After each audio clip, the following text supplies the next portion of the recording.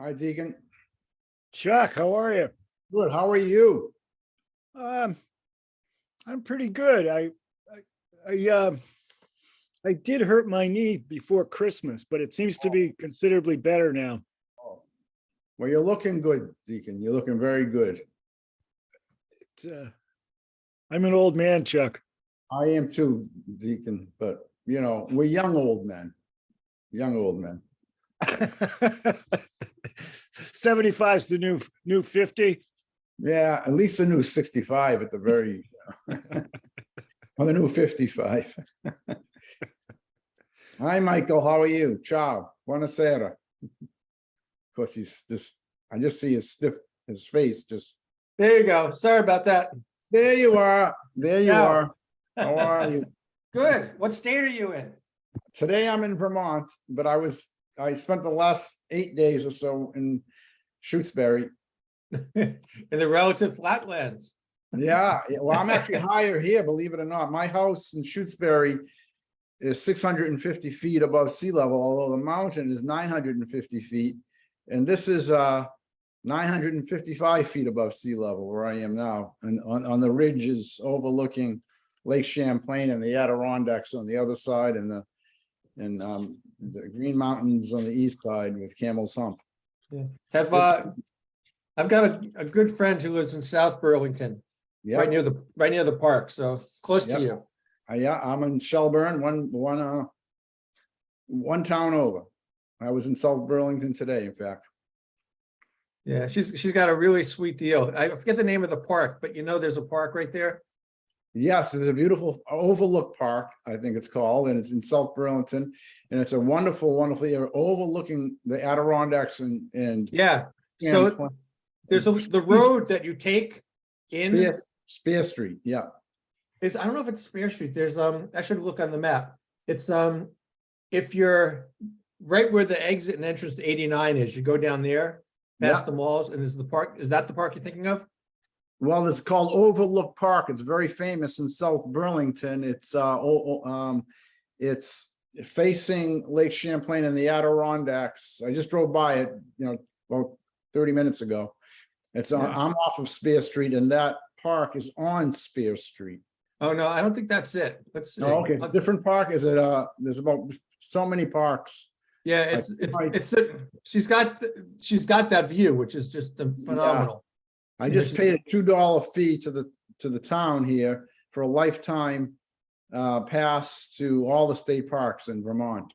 Red Rocks Park, that's the name of it. Yeah, Red Rocks have been there many times. I know. Yeah, so she lives down there, which is nice. phenomenal. I know it well.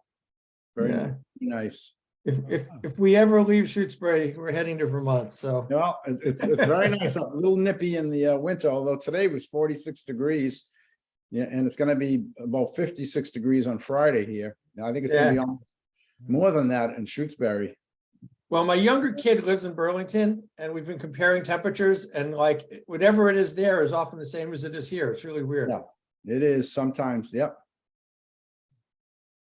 But starting next year, for a month, overlapping January and February, I'll be in warm climate somewhere, and then overlapping March, April, I'll be in Sicily. That sounds cool. That's tough. That's tough. I'll still be zooming. Thanks, Chuck, for So Carrie, are you all set? Jeff. Yes, I am. Okay, I'll call the meeting to order. And I'll start by asking for public comment. Public comment on issues not addressed by the agenda, or for someone who needs to leave early. So does anybody want to speak up now? Tracy does. Deacon, can you see Tracy's hand up? She's got a little yellow hand up in the box. I can if I adjust my screen. All right, well, I think it's important that you be able to recognize people that way. Yes. It's important to be confident. I'll do Yeah. both. So please speak. Yes, so I just have a quick question. I don't know that you'll be able to answer it because I don't think that maybe the research is done for I think it's called the master plan. But my question is, do you know the breakout in the Lake District of seasonal compared to full-time residents? And if not, when will that information be gathered again? Because it's in the plan that's up on the website. Okay, what I do know is that this is something the assessors try to keep track of. I don't know the answer, but I know that they try to have numbers on that. So right now that's a bit of information that's in the master plan. What that was done, I think it was 2000. 2004. Right, 2004. Okay, so is Finished there in a cycle to it? 2004. Is there a cycle to getting it done again? Nothing formal, nothing required by statute. Yeah, and I'll just jump in, Tracy, because I want to thank you for your Oh, patience. Michael, okay. Yeah, yeah. So I want to thank you for your patience. The reason, in terms of the second question was the part that I thought, we couldn't do on email. Right. But, we've discussed, in general, when we update the master plan, and there was, the municipal vulnerability plan, which is done, I think, 3 years ago at this point, recommended redoing the master plan with climate change in particular in mind. Since in 2004, although some people were thinking about it, it wasn't built in. Right. I think that my sense of the board from the previous conversations is that we've got things that are looming. So for example, if any of the solar projects come in, and for example, the Wheelock track, which we got, that was one single project, and it took, I think, about 2 years to sort of start to finish. And so Okay. there's 4 on the horizon. So part of the reticence is doing a master plan project takes a lot of community engagement, and we'd have to get money from the town to do, get assistance from a consultant. So it's a process of sort of getting the town on board, getting it approved at town meeting, then going through that exercise. And so Okay. my personal sense is like, there's an interest among some of us to want to do it, but we have to have the time and bandwidth to actually prepare and then do it well. So that's my longer answer to your short question. Okay. Yeah, There was an update to part of the master plan. I think it was the goals and objectives, perhaps, and that might have been 5 years ago, 4 or 5 years ago. And there was a consultant hired to do that. There were public meetings, forums, a number of them that we attended, and there was a document that came out of that. It wasn't a huge tome of data like our 2004 master plan. It was more a collection and summary of people's preferences at the time. Okay. And things like Shutesbury finances, whether to build a new library, things like that were at the tip of everyone's thinking at the time. But I would say that's 4 or 5 years old, and that does exist.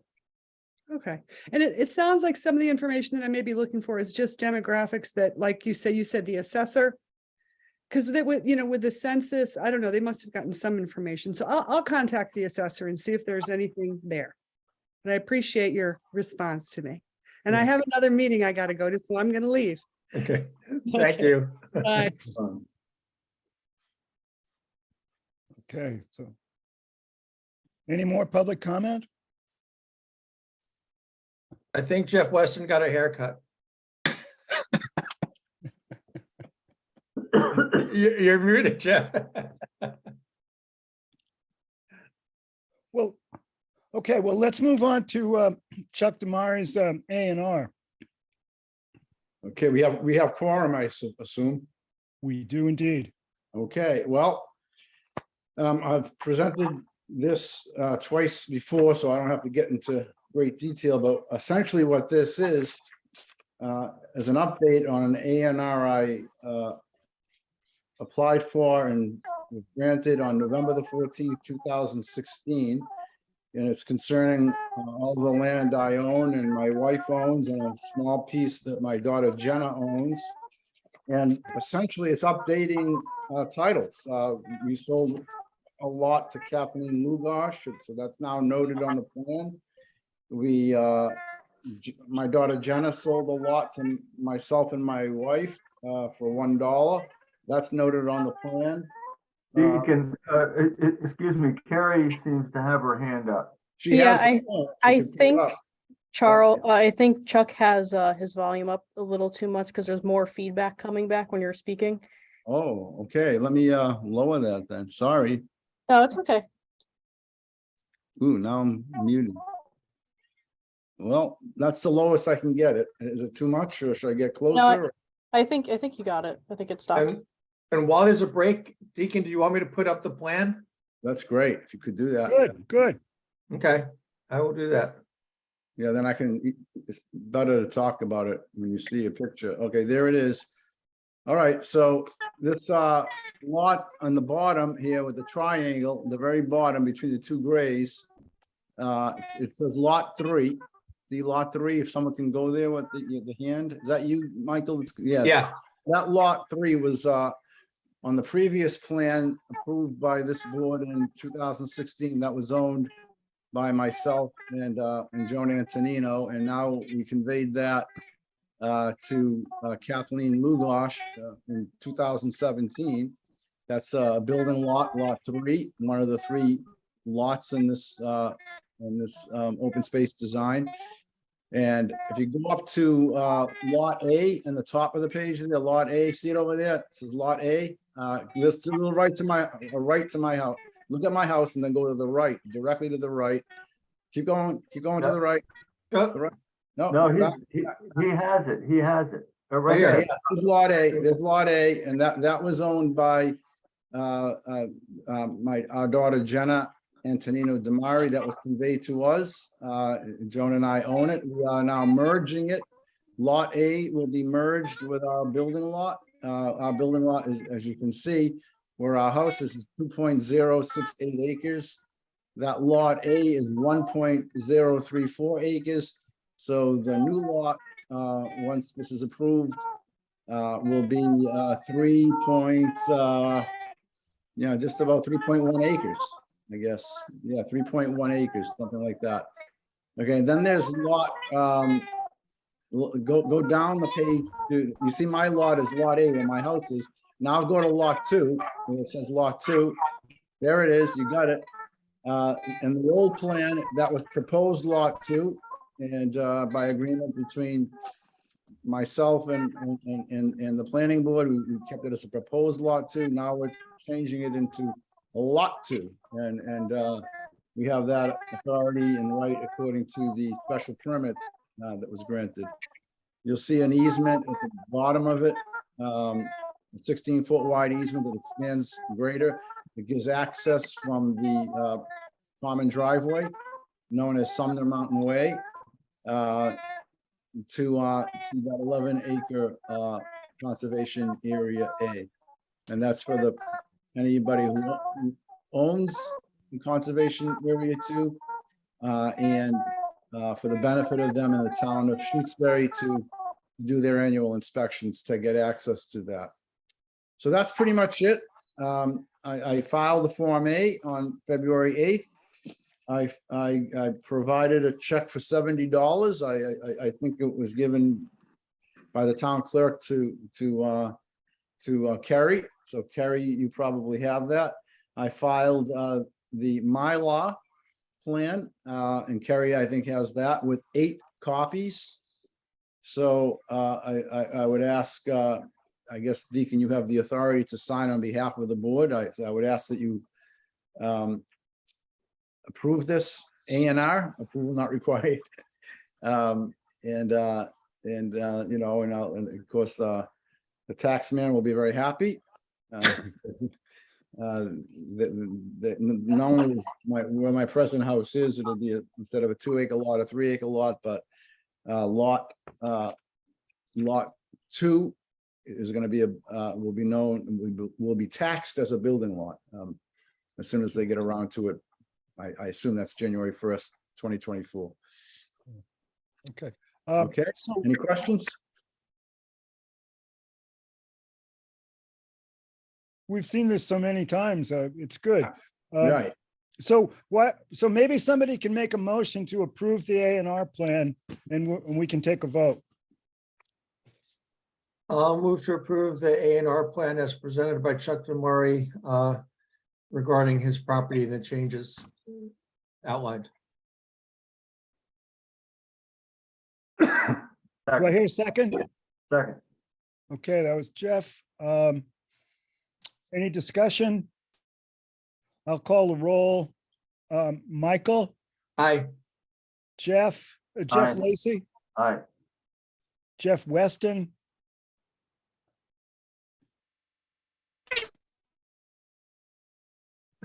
I didn't hear Jeff Weston.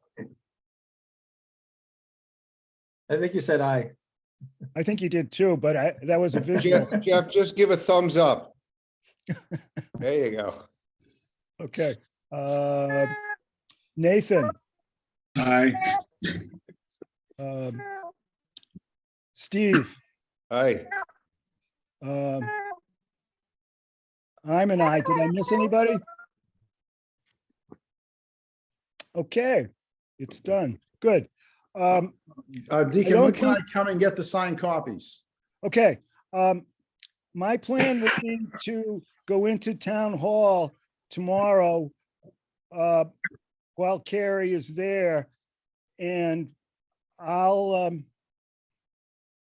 do what needs to be done, and your copies will be signed after that, after I make that visit. Okay, and will you leave And them? I will give them to the clerk. Oh, the town clerk, good. Yeah, because she's there.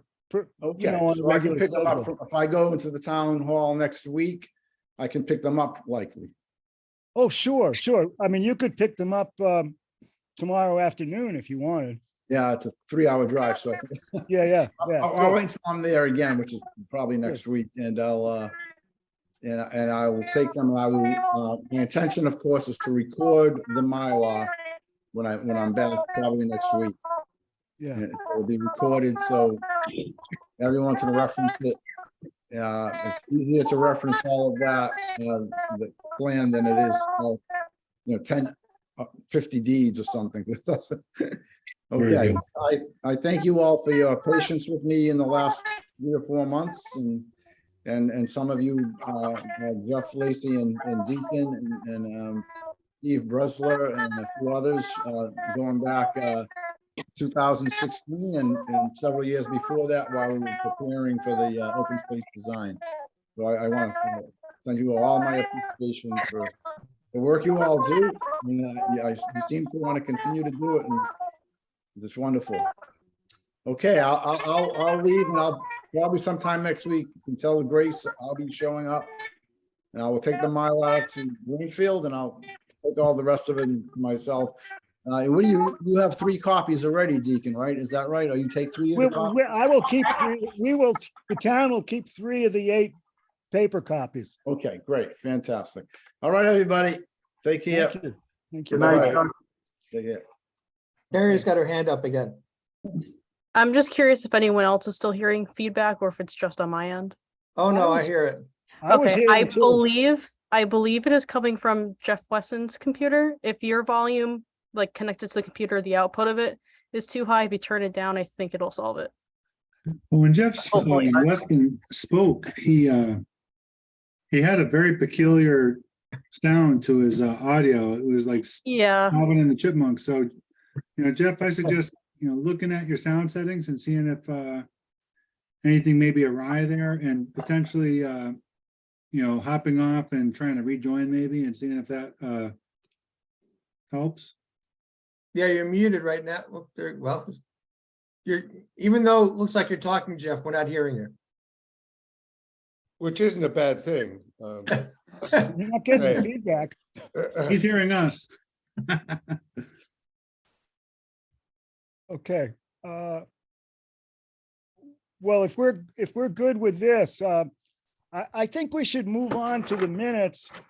We can't do Mark Whiteman until 7:30 because that's the advertised time. So I think we should fill in until then and then switch to Mark Whiteman's application. How many minutes are we doing? I got a couple sets today from October and November. Are those the ones we're doing?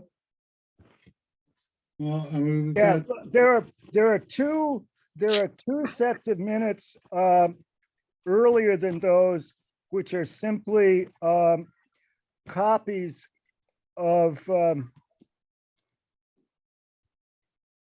Select copies board. of the administrative secretary's minutes of our meetings with the select board. The 10/17 and 11/21 and 12/22 are the ones we want to be doing. So Deacon, you're saying the June and the July, we don't have to approve? Well, we do need to approve, but but I'm just noting that that what they are is copies of Yeah, the administrative secretary's minutes. well, how about I move to get those two out of the way real quickly? Do it. Okay, I move to approve the minutes of June 21st, 2022. Second, Okay, discussion? I'll call the roll. Michael, Aye. Jeff Lacy, Aye. Nathan, aye. Steve,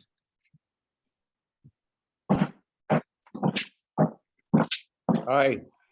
okay, Jeff Weston, Aye. all right. Hey, And I'm an aye. Okay.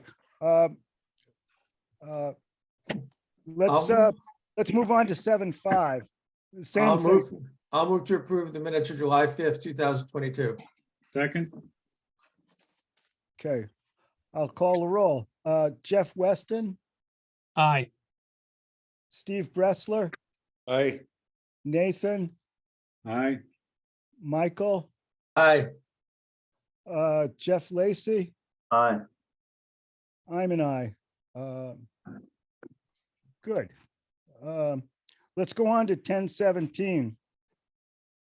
I'll move to approve the minutes of October 17th, 2022.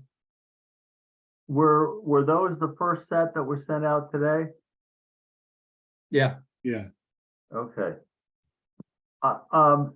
In there, I read something that, we were discussing when people contact the planning board for a question or something. How is that dealt with?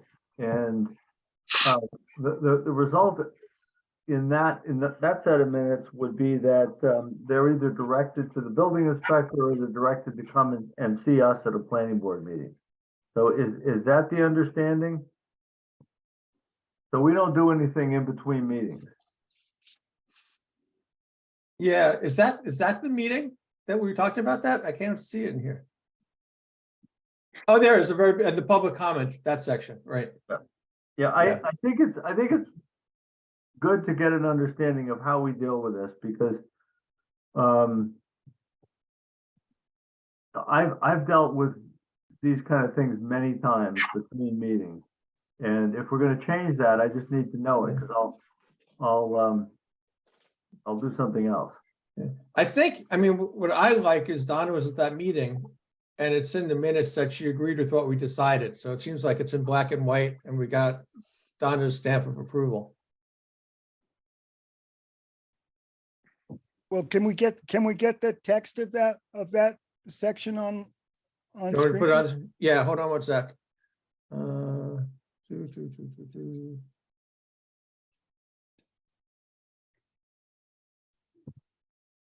Let me just change this so you don't have to see that stuff. There you go. I'll make it bigger.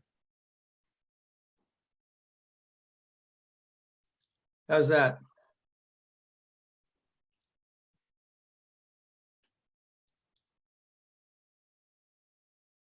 I think this is the part right here.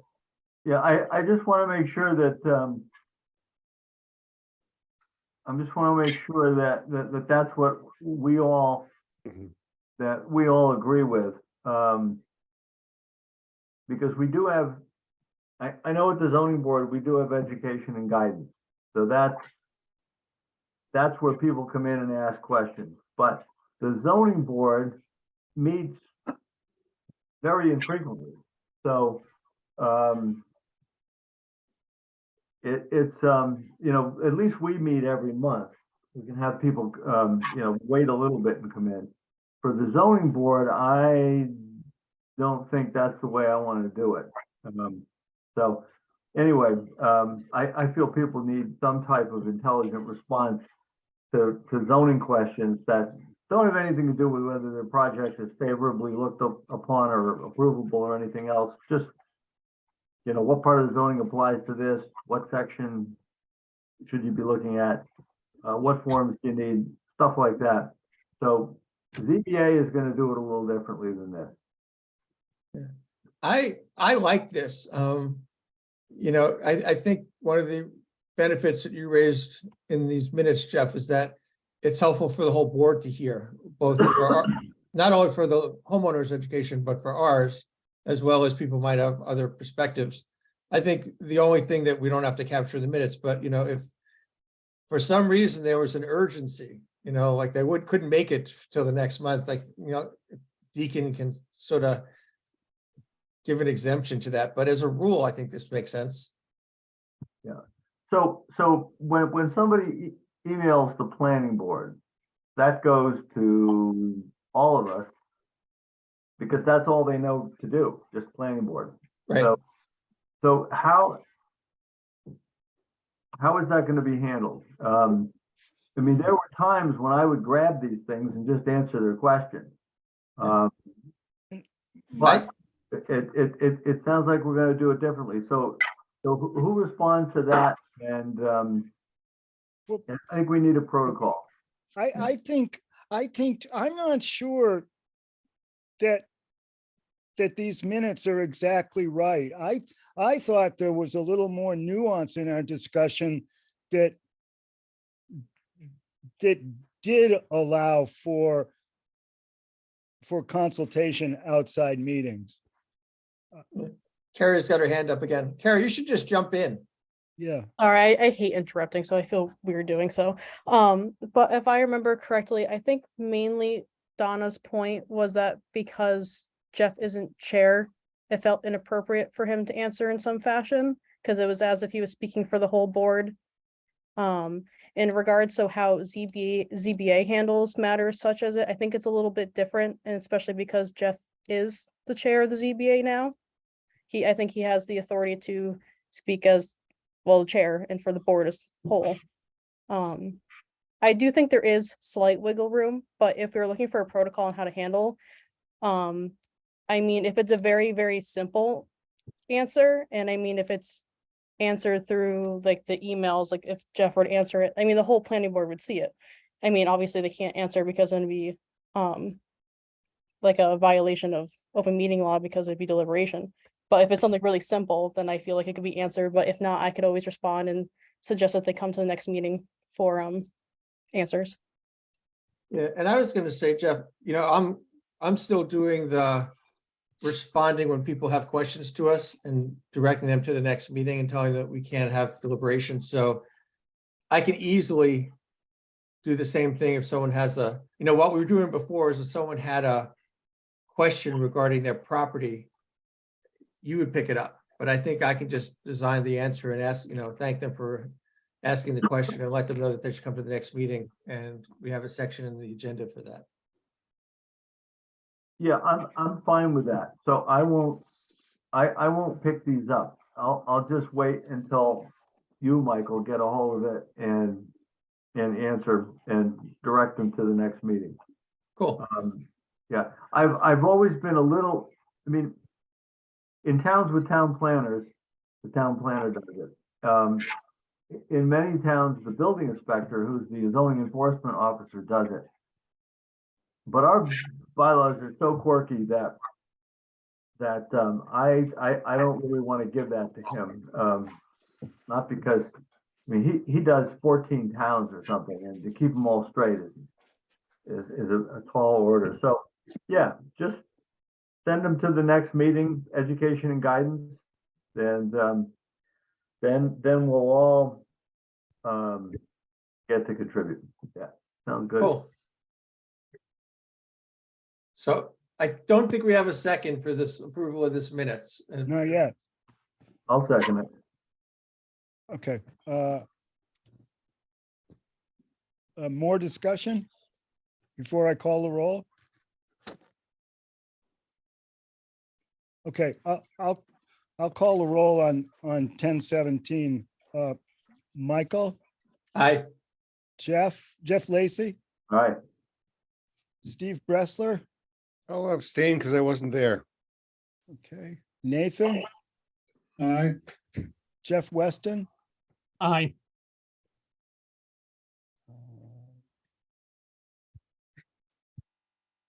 okay, I'm an aye. I think, is there anybody I left out? Okay, good. Um,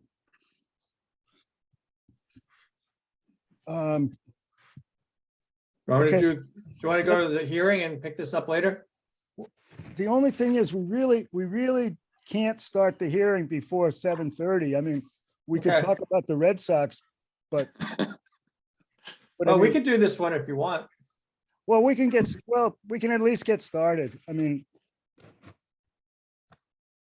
Okay, I'll move to approve the minutes of November 21st, 2022. Second, second by Nathan. All right, okay. I need Discussion? discussion, Deacon. Nathan? Yeah, on that one, there's a vote on the solar.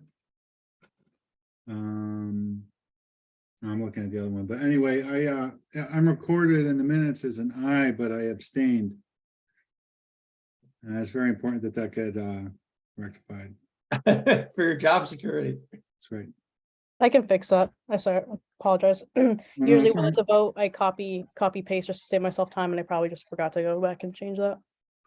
No worries. I noticed that you did catch them in the one that we just approved, so.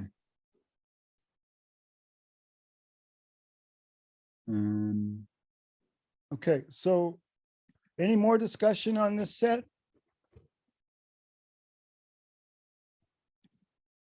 Okay, I'll call the roll. Michael, Aye. Nathan, Aye. Jeff Weston, Aye.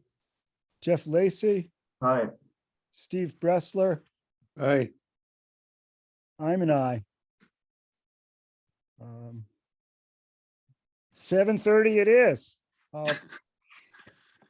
I'll open the continuation of the hearing on Mark Whiteman's open space design proposal for H-151 on Leverett Road.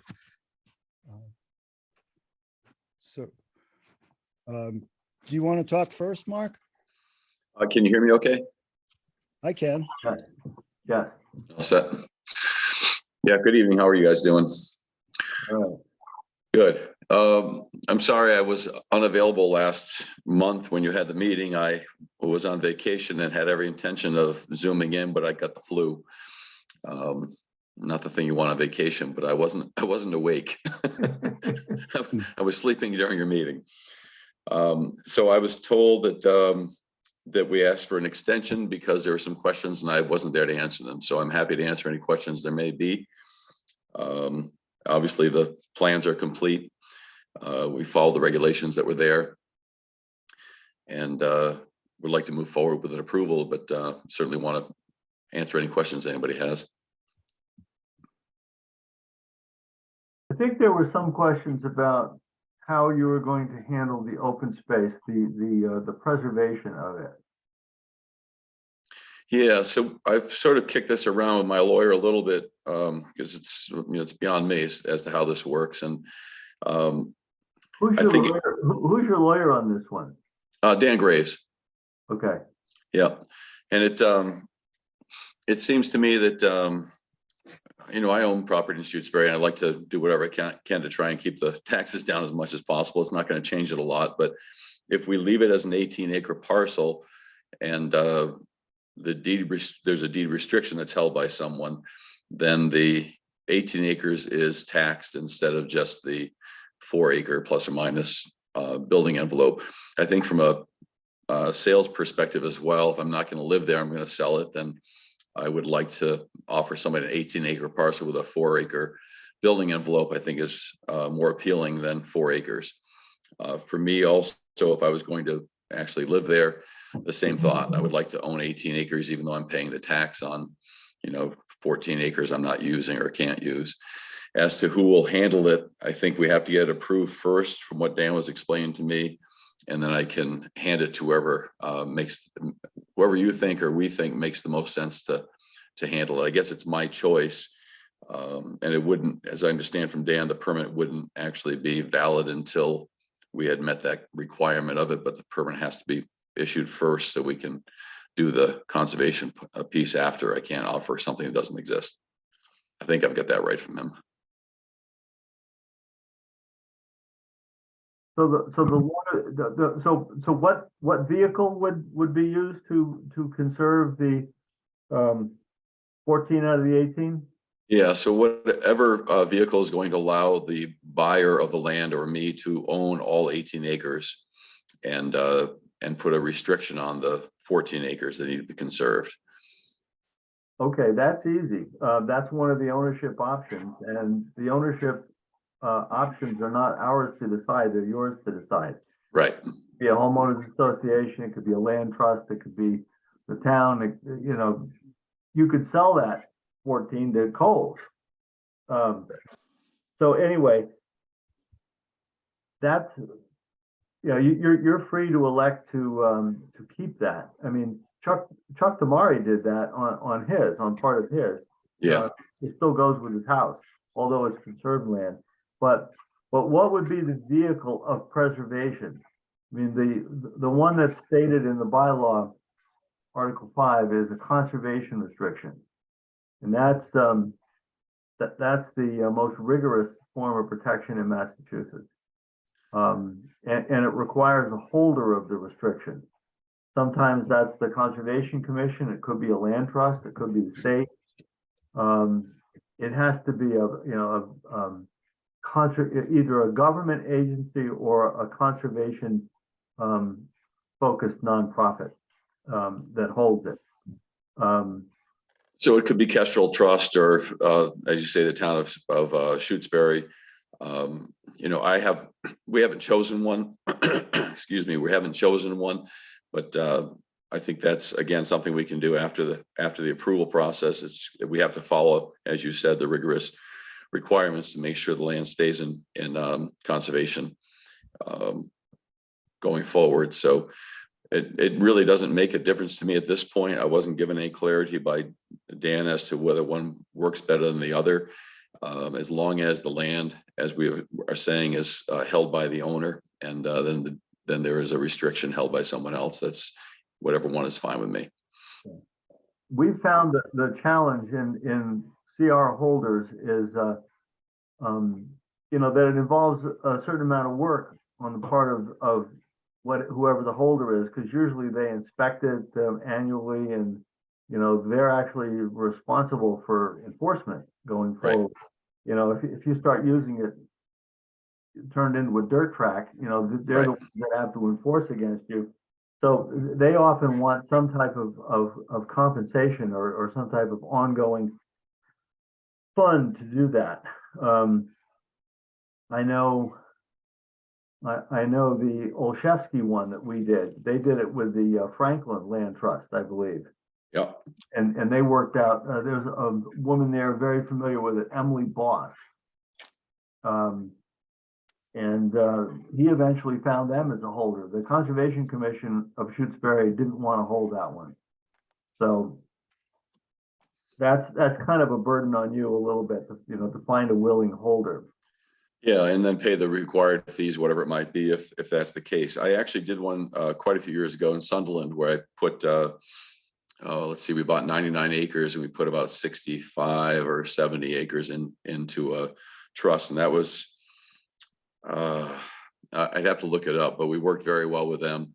It worked to our benefit as well, because there was a tax break actually for having deeded that part over to the trust. So I'll do a little research and figure out who that was as well. But obviously we're gonna have to follow the regulations. I read them in the information, and it made a lot of sense. You're being very rigorous to make sure it stays in conservation forever, and I think that's what we're trying to do. Yeah. So I think I there were. know that I have a piece of conservation land, which is, and the holder is Fish and Wildlife. Yeah, so the one that I had, Deacon, was a company. I'd be darned if I remember the name of them, but what they did was purchase land. They had I think they had hundreds of millions actually to purchase land, and they would buy it so the developers wouldn't develop it because the state could be slow in getting the money there to the developer, the person who owned the land. So they would be an intermediary to hold it until such time as they would sell it to some entity, usually a federal government entity that would then have it forever. So I think I'll do a little research on that and see if I can go back in my files and find out who it was we used for that one. It went very smoothly. And there was a tax benefit of doing it as well. I don't know if it'd be on a parcel of this size, and because it's only the conservation rights, I actually sold the property to this company or this nonprofit, and they sold it to the, I want to say it was USDA. Yeah, so I'll do some more research on that and figure out who makes the most sense, but we'll follow the regulation.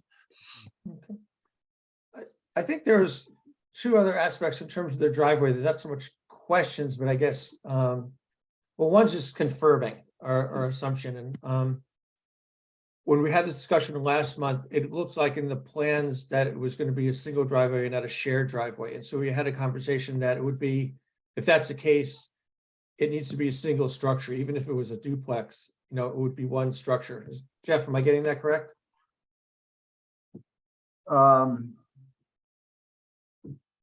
Because the plans would say no shared driveway, so it couldn't be, it could only be one structure as opposed to two. Right. I guess by the calculations, it could be two single-family dwellings, but if there's no shared driveway there, then it couldn't. It would have to be a duplex, one structure, single-family dwelling, or a single-family dwelling with an accessory apartment. Those are the three things that you could put there without having a shared driveway. And so if someone does a, well, this is a residential lot, if they do I know the bylaw allows a single family home and then a detached home as well. That's something you guys added to the bylaw. Is that covered under this, or would that require the shared driveway? You would have to come back and, no, it would not require a shared driveway. I mean, any single family dwelling in town could apply for an accessory apartment. Gotcha. Even though it's not attached. It can be attached or detached. It can't be more than 800 square feet living area. If it's detached, it has to be within 75 feet of the principal structure. So there are some standards that apply, but any single family dwelling on more than 45,000 square feet can apply for one of those in Shutesbury. And that's a separate application. So that makes sense. So it'd be a single family duplex or duplex with accessory apartment in the home. But duplex is not eligible for an accessory apartment. Oh, what did I just say? Sorry, duplex, single family home or single family home with accessory apartment in the house. Right. Okay, Or got it. detached. No detached unless I come back to get approval, right? Gotcha. And then I think the other question, which I'm going to yield to Jeff Lacy on this one, but we had a whole conversation about the access onto the lot. And so I think it's vague where it actually is. And then we had a discussion about the existing trail, but you know, to the left of the lot if you're facing it. And we had one abutter come in talking about concerns about the width if we did it per the regulation. So we had a conversation about that, but I'm going to sort of butcher this. Jeff, can you sort of summarize? Because I think you got it better than me. Yeah, and we have to remember that we are in the public hearing phase now, not the deliberation on the Right. permitting. I just want to be able to articulate the issue since Mark wasn't here and we had a whole conversation about it. It seems fair to sort of convey what we discussed. Right, and to my recollection, it was that the 47-foot entryway to the parcel that stays narrow for, I don't know, 800 feet or so, to put a driveway in there that met all the requirements of the Shutesbury zoning, the 15-foot setback from the side and the 12-foot width would require a great deal of excavation and regrading and relocation of the driveway out of the cart path that it's in now some other location central, to be central in that corridor. And this would involve a lot of ground disturbance, removal of rock walls, trees, installation of drainage. And that seemed to be where the concern was being sparked by the abutters or abutter.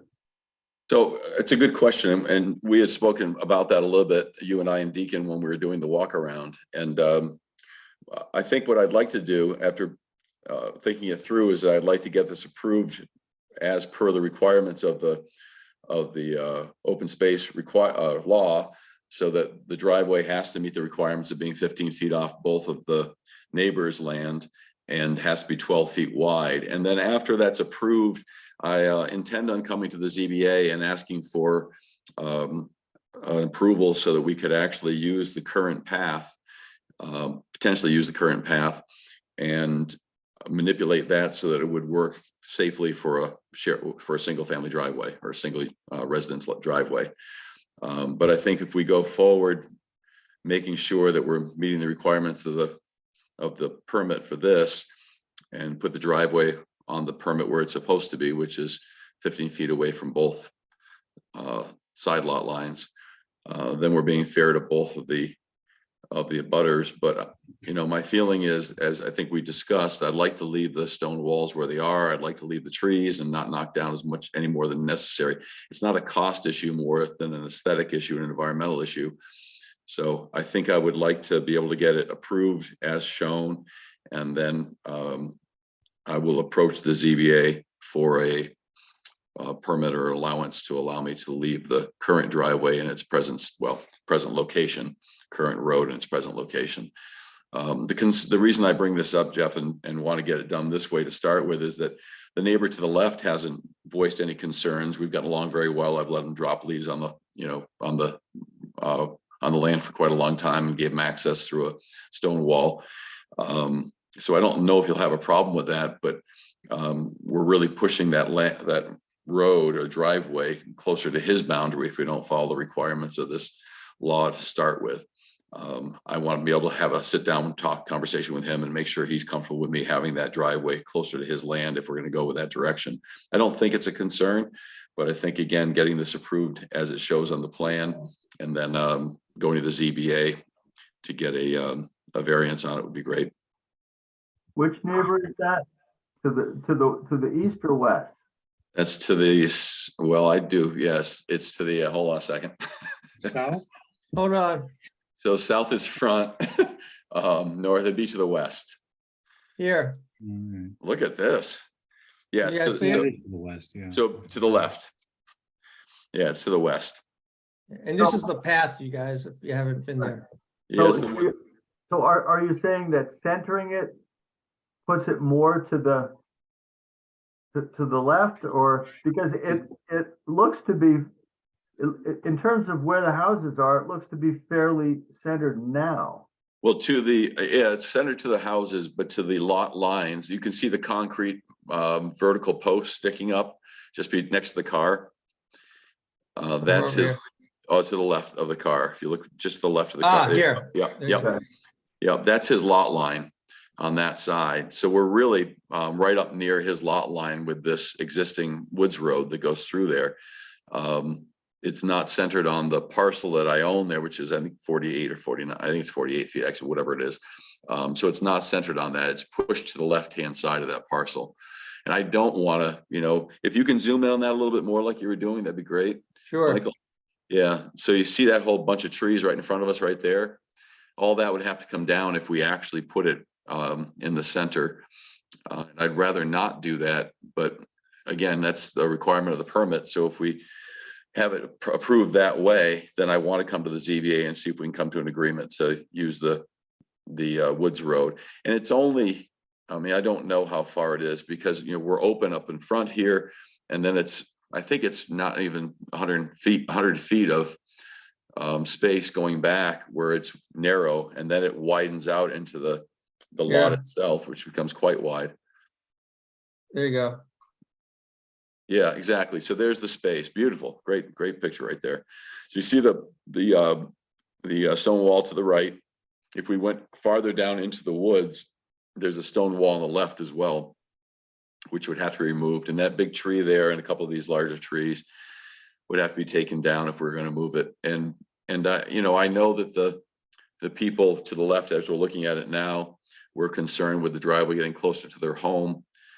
So as long as I can make an accommodation with the gentleman on the right-hand side where he's okay leaving it where it is, then that's what I'd like to do. But again, I'd like to get it approved as is on the plan, so that we're following the requirements, and I'll go to the ZBA and see if we can do something. You know, just to note, I actually went down there today and took a little walk around there, but the blue house on the right there, that structure that's closest to the rock wall, I believe, is a 2-car garage. It is correct. So, you know, it's not Living space. Yeah. right. Yeah. So You that's know, and that's kind of- good. It's a good point. It's not as yeah, the house isn't as close as it appears in the picture. That door makes it look like living space for sure. Yeah, it's a beautiful piece back there. It really is. It opens up very nicely. It has nice slope to the back. It's south facing. I think it'll make a beautiful home site for a very nice house. Here we go. We just give the whole advertisement, Mark. Yeah. That's a good one too. Yeah, that's great. That looks like the narrowest part, sort of towards the rear before it opens up. Yeah, that's right before it opens up, but it's a little wider than it looks on the right-hand side. I mean, the drive is probably the narrowest there, and of course, it doesn't help having the snow on it. But I think there's areas in there, Jeff, that are only 8 feet wide. Right. And that's why, you know, there might be some contouring that has to be done to be able to get to 12 feet, but using the approximate location of that and then widening it as necessary. Some great shots. Thank you. Excuse me, let me get that phone quick. Right. So Mr. Chairman, we ought to make sure that the interested public has an opportunity to continue speaking at this hearing before we close it, if we are going to close it. Yeah. Jeff, can I ask you one question? Just, Yep. Given what Mark had suggested in terms of, you know, the special permit to the planning board and then going to the ZBA, since you're the chair of the ZBA, is there a sequencing issue? Like, is the way it's outlined, planning board first, ZBA second, is that the natural course of events? And is there anything we should be thinking about in an open hearing that is informational that we should know?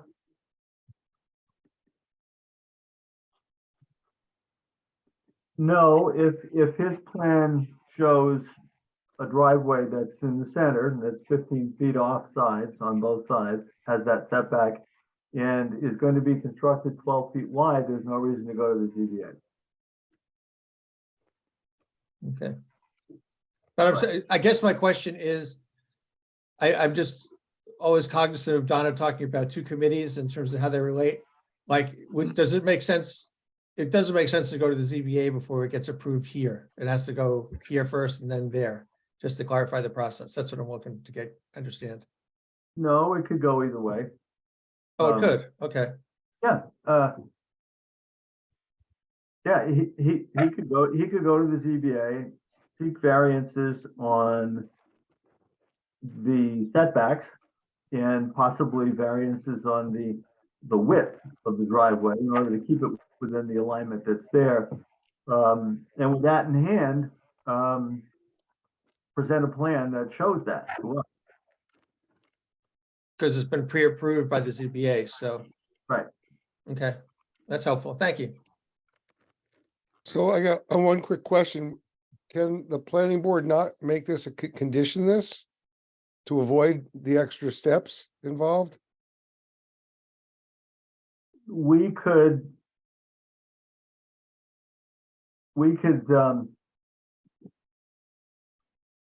okay, we're still in public hearing. We're sort of getting into deliberation a little bit, but it could go two ways. We could approve, if we were of a mind to, we could approve the special permit for what he's presented, but condition that before any construction take place, he go to the zoning board of appeals and seek a variance for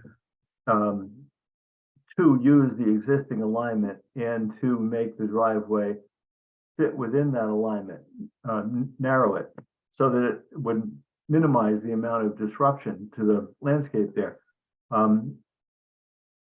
And if he was successful at the ZBA, then build it that way.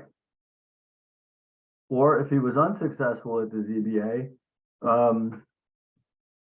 build it the way he proposed it. That you've summarized what I was trying to say. That's exactly what makes sense to me. That's one way. A little twist on it could be that we could approve it, but we could condition it such that we're not approving the plan that he showed. We're requiring that he build it using the existing alignment with the existing width. And then let him go to the ZBA and try to get that approved. So we've approved it as is, and it's up to him to go to the ZBA and get that approved. We could further stipulate that if he failed to get it approved at the zoning board, or if the approval of the zoning board was appealed, then he would be free to build it as he's proposing it now. That sounds fair to me. That makes a lot of sense. I think that second scenario would be preferable to me. Jeff, you're not deliberating, are you? Only, Michael, only with himself. That's okay. That's the problem. We are sort of in deliberations, but it's the hearing. So I'll just, yeah. I think we need to make sure, I see abutters. I think we should make sure that they're heard. Yeah, if I could just speak for a moment. Cool. Yeah, I mean, I know you guys heard a lot of my concerns last meeting. So I mean, my concerns are still the same, you know, that being that the driveway being maybe 10, 15 feet away from the well, the destruction path being maybe 10 feet away from the structure of our house, the drainage being on the east side when we're dealing with flooding issues. Still now I can hear my sump pump going. I have major concerns about the driveway itself going in that close. Yeah, I don't. Excuse me, you're on the right side as we're looking at this now. Correct, yeah. Okay, so centering the driveway brings it much closer to your house. Yeah. Okay. And Kiefer, is the concern a driveway at all, or a driveway to the regulation wider distance as opposed to sort of what's there now? So yeah, it's definitely a bit of both. I mean, the driveway there, you know, we lose some of our privacy. I mean, if there was another picture that showed kind of facing the road, you can see a window from a bedroom facing right there. So, you know, if you're in that bedroom, there's cars going in and out of that house. They can just see right in, super close. I mean, yeah, it's definitely, yeah, so like it's that shiny part right there. Unfortunately, it broke, so we're getting that replaced. But yeah, we've got a bedroom window right there. So Kiefer, yeah. I'm Mark. How you doing? Yeah, good. Yeah, good. I called you. I don't know if Faye is your mother or your mother-in-law, or she's my grandmother. A grandmother. Cool. I did give her a call, I think 2 weeks ago, to see if I could talk to her about this and get a hold of you, but I didn't get a return. So I was hoping to do this before the meeting. I understand this is a driveway coming in on a special permit when, you know, years ago when the house was built, there was no special permit to allow a driveway in there to go to a lot. So I can understand how it could encumber if it's brought over that far. So I'd make you guys an offer they could put into the permit approval, and that is that I'd put up a row of arborvitaes, starting at the front corner of your house, going parallel to the house, on my land or your land by choice, and ending at the end of your backyard that's open. That way, if we put in 4-foot arborvitaes, that would block the road or the driveway. It would block the view because your land's a little bit higher than the driveway is. And they grow about a foot a year. So I'm willing to put them on my land to be able to block it for you, or I think it's going to cost me about 10 grand to do that. They're not cheap, but I think I would give you one of two choices. I would put them in on my land.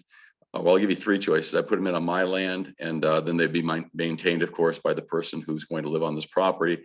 Or I would put them on your land so that you can maintain them. Or I could give you the 10 grand and have you guys put them in or not, so that you could control whether or not the hedgerow is there.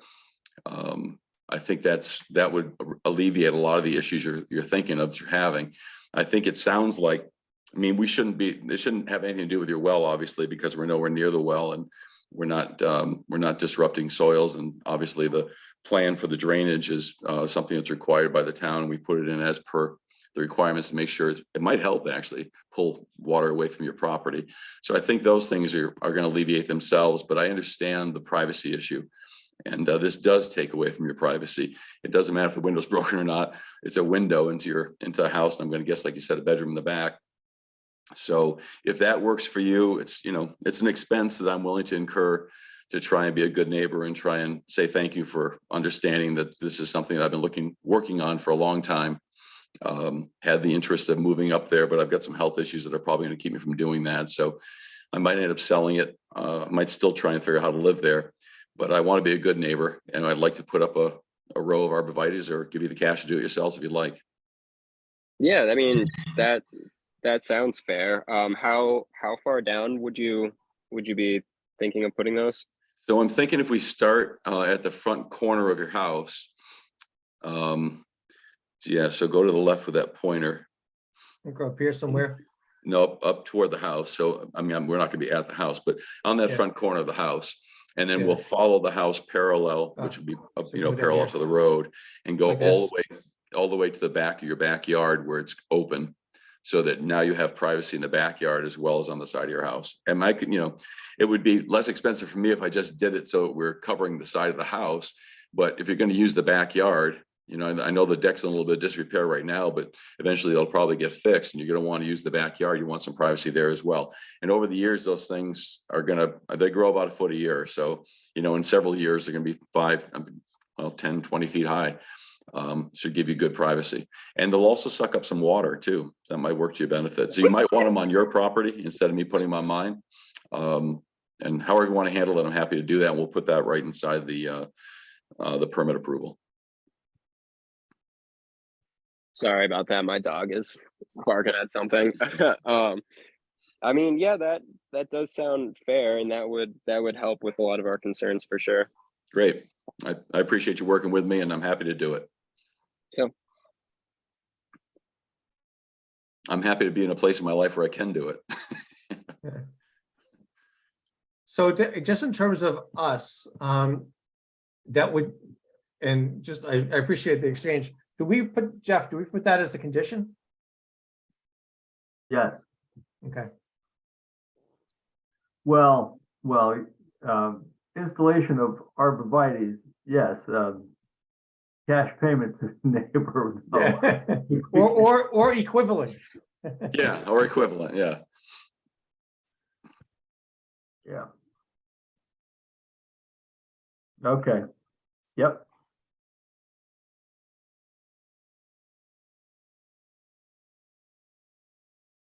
I don't think there are any other abutters, correct? I imagine that people in the blue house have been noticed, or were originally noticed of this meeting. But haven't chosen to come, or are you familiar with them, Mark? Yeah, I haven't spoken to them in quite some time. I've even forgotten their last names as I'm getting older, but we've always had a very good rapport. They were very appreciative that I allowed them to remove some stones from the stone wall so they can go into my property and drop leaves for years. So I think that's probably the way they're saying thank you, is to leave this alone. So Kiefer, you have your hand up? Yeah, I spoke briefly with them. They seem to know what's going on. I don't think they're too familiar with Zoom, so I think that's why they're not here. I'll make sure I stop over and say hi again too. We're, like I said, we've been on very good terms for a long time, so I don't think there's an issue there.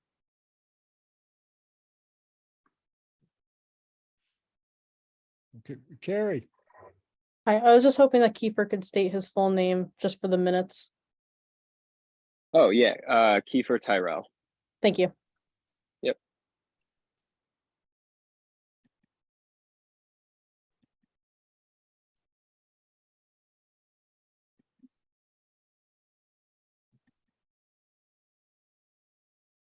we've fallen silent. Yeah. Is that indication we should be closing the hearing? Well, I mean, if we're not going to talk, we might as well. So, Mary Lou's got a question. Mary Lou, Hi, Mary Lou Conca. I'm just curious if you could give the address for this driveway, what's happening. And I also too would like to offer, I have a shared driveway with our neighbors in order for us to build here. And this might be more for Kiefer, I'm not sure, but it worked out really well. It's, it's a cool thing when neighbors can get together and come to a satisfying ending for both sides. But I'm curious what the address is. I think Kiefer's 90, one of them's 97, the other one's 10 something. On Leverett Road. Leverett Road here? Yeah, Okay, Yeah, thank it's you. right by where Pelham Hill Road hits Levitt Road, just east of that. So a house is going in way in the back? Or the house is already there and the driveway's getting fixed? I'm trying to visualize. It's a 48 or 49-foot frontage that I own, and it goes out to 18 acres of land. It's a beautiful piece of land out back. I own 2 buildings. I don't own the building to the left as you're looking at the property. That's the neighbor we're discussing. Kiefer's on the right. But I own the next 2 buildings, 113 and 117 Lever Road. I've owned them for 24 years. I was a young man then. But Wow. yeah, There you go. there we go. Oh, good job. Thank Jeez, look at you. Man. so this is what we're talking about, Mary Lou. This is sort of the going in and then it opens up. This piece 166 you see is actually part of 66 now. I gave that to the prior owner. Yeah, that piece right there. Yeah, it goes with Yeah. that house. Yep. Okay. Yep. He'd done a lot of work for me when I was cleaning up 113 and 117 Leverett Roads, and it was Pete Lego. That's the house. Nice. Geez, good. You go. That's awesome. So way above my head. So yeah, so we that, might be small, but we're mighty. yeah, well, I'll tell you what. Yeah, that was great. Do you give classes? I really would like to learn. Yeah. Deacon's the one who teaches class, right, Deacon? if you don't want to learn anything. All right. So so if we close the hearing now, I think the public has had its say. There will be a couple of outstanding items that we're going to have to capture in the permit. One is the method of preservation of the open space. And number 2 is what we do in terms of the zoning board of appeals. We could continue though, right? And then just leave it for reporting back subsequently. You're supposed to close it. Mark probably has to agree to that, but if that's a good procedural step, that's an option. Well, it could go on a long ways. I mean, we could condition the permit that, before he can actually act on the special permit, he has to have a holder for the conservation restriction. he has to have an identified holder and an agreed upon conservation restriction and agreement with the holder.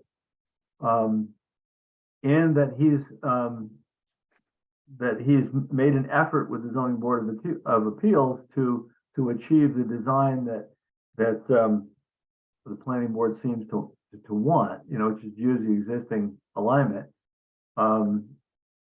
At some point, he has to make that effort, and so that can all be conditioned in. Right. All that stuff, and then he's got to go out and do all these homework assignments, and before he really has a special permit, he can use. Right. Right. Mark, And do you the have a preference between continuation and versus closing? I'd like to close. I think with the contingencies that have been voiced, as well as putting in the arborvitaes, Or equivalent. or equivalent, whichever, however that works. Yeah, I would like to close it, and I think that makes it a strong permit for you guys, and it puts me in a position where I have to get that work done, or the permit, I'm not able to act on the permit. So I think that holds my feet to the fire to make sure it's done.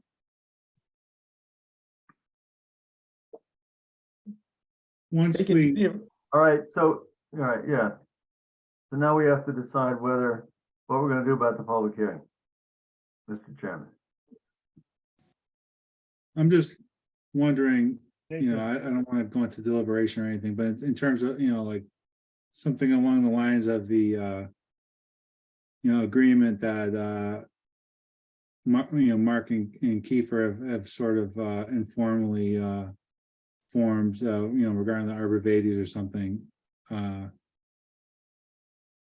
Yeah, I just don't know the mechanics of like how that would go, or if that's just kind of like something that can be put in and then the permit doesn't become valid until it's, but how is that? Yeah, I just don't know how that would work. Right. So look, I need to clarify something with Mark here. Were the arborvitaes an offer that presupposed that you were going to center the driveway and take out those trees and alter the landscape in such a way that you felt that your work needed to be buffered? Or were the arborvitaes going to be provided even if you were going to stick with the original alignment, which wouldn't change things much from what's there in terms of the view from Keeper's house?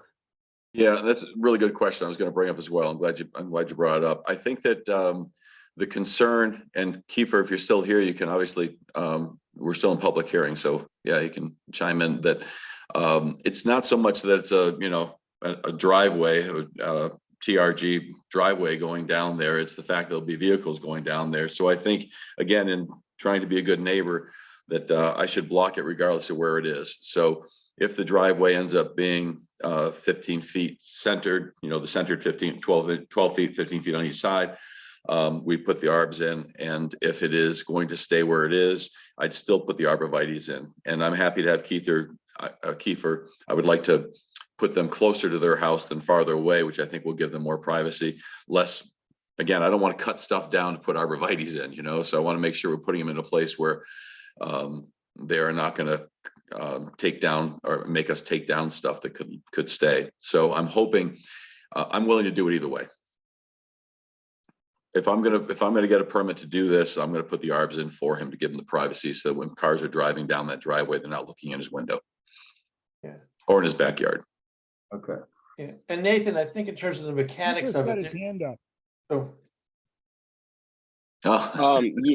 Yeah, just trying to raise my hand, so yeah, obviously we would really prefer the delineation. I don't know what that means for the neighbors on the west side and what their thoughts are on having the driveway closer to their house. I mean, whatever you guys decide, those bushes would be preferred either way, but the delineation of the driveway would be huge and go a long way for us, just because that destruction path is, feet away from the house.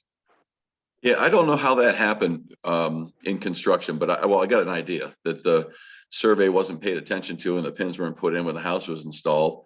and built all those years ago. So it is closer to the boundary than it's supposed to be by law, but that's pre-existing non-conforming. And then you've got, so I don't know what you have from your chimney, let's say, which sticks out the farthest to the boundary line, but again, you'll have 15 feet minimum distance. And as you've heard, Kiefer, inside this meeting, my interest is then to go to the ZBA and see if I can make sure we can keep it where it is. That'll give you more distance.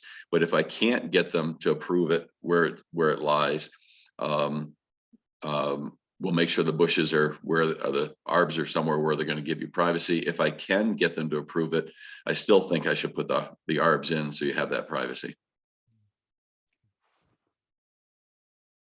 Okay, yeah, that sounds good. So what we were looking at before is yeah, that destruction path, not the driveway itself. I realize the driveway is going to be 15 feet away or whatever Right. the requirement is, but it's just that destruction path that's just so close. Yeah, we Yeah. shouldn't have to open it up too much, other than because, well, we'll have to open up a little bit, you're right, because of the drainage.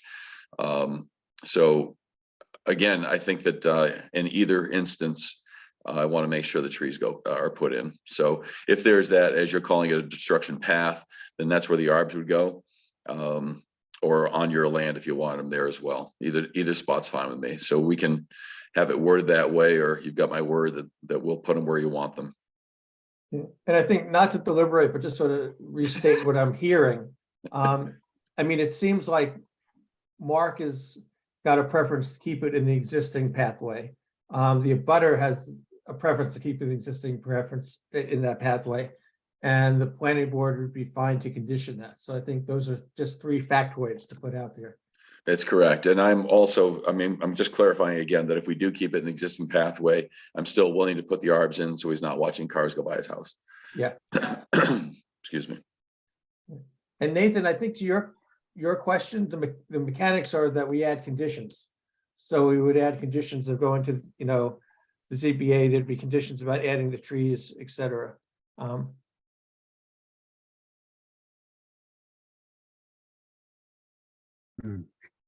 Okay. I move we close the public hearing and move into deliberations. Second, Yeah, more discussion? I guess I have a discussion question. Just given the agenda, do we have to do deliberation now, or can we do deliberation at a subsequent meeting? After we close no, actually, there's a way to do this that the zoning board has done for years. We've done it too, which I'll outline once we get out of this public hearing. Okay. I don't see anybody still wishing to talk.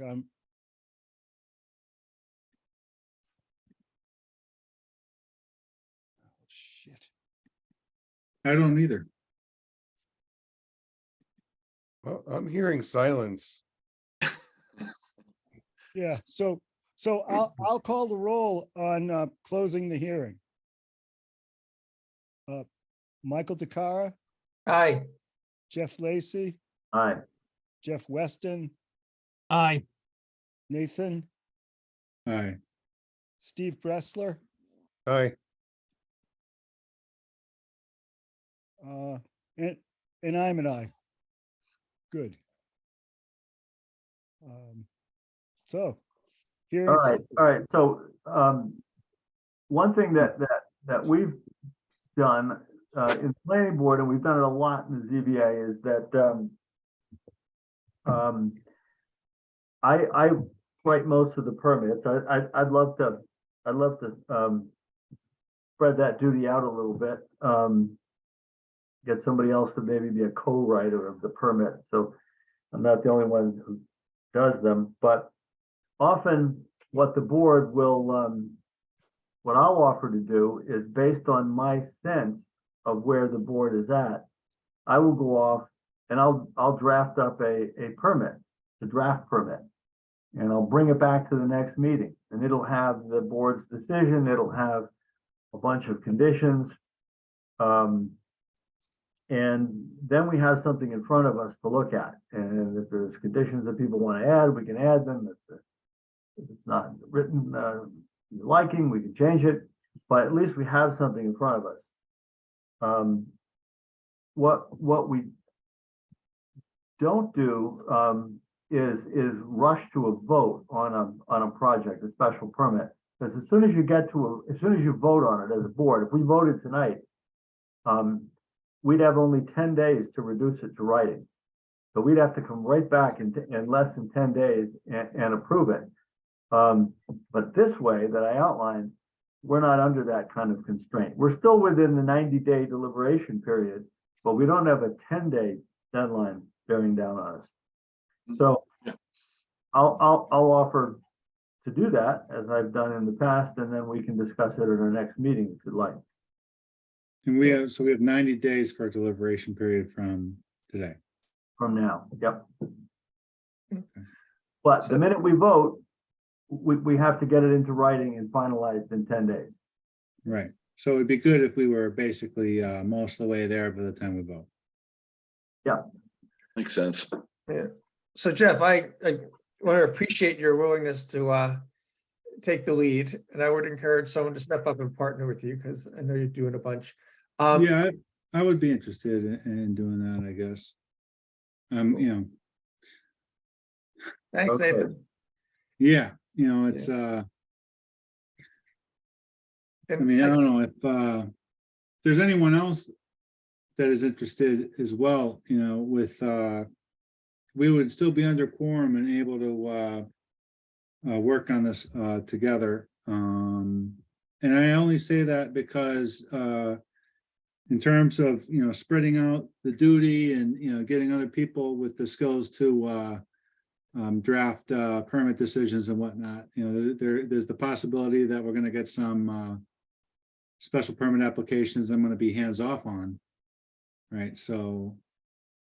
And just for clarity, in terms of open meeting law, what we learned, I think it was last year, is if we can designate one person to be in charge, and then Jeff at his discretion can confer with other people. But if we were to assign Jeff and Nathan to be working on it together jointly, then you all of a sudden become a subcommittee or a work group, or you're basically a public body.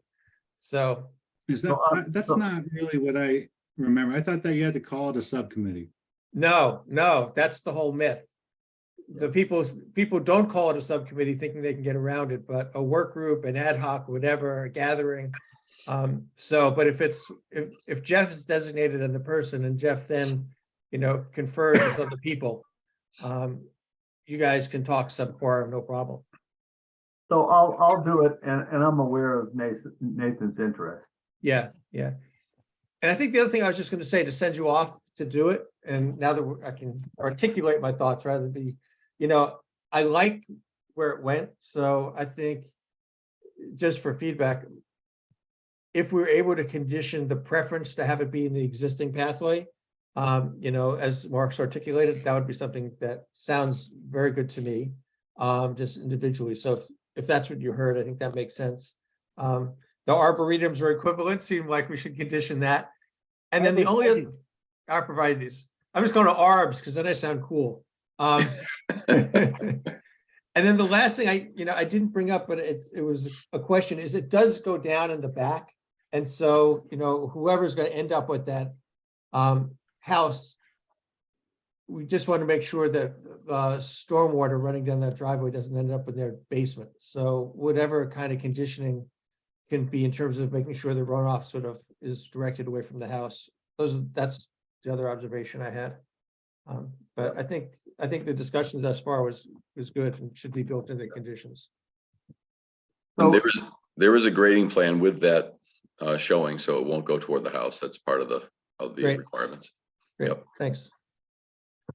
So I'm sorry, I brought up Michael's notes on it, and there's a couple OML references there, and without a formal action taken by the full body, a subcommittee cannot be created. So yeah, it's a little bit nebulous because it says a chair can also create the subcommittee, but Anyway. Just, anyway, that's, You guys should just, Jeff will confer with you. yeah. Nate, I may call you. I may, I call- may- I may call I may somebody change else my too. number if I change my mind. Yeah, then again, I may not. All right. Okay, Good. so I'll move, we close deliberations on this case for the evening and take up a draft permit at the next meeting. Is that a real motion?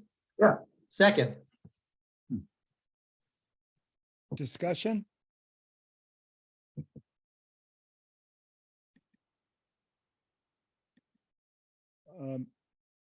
Hearing nothing, seeing nothing, I'll call the roll. Jeff Weston, Aye. Nathan, All right. Jeff Lacy, Aye. Michael, aye. Steve, Aye.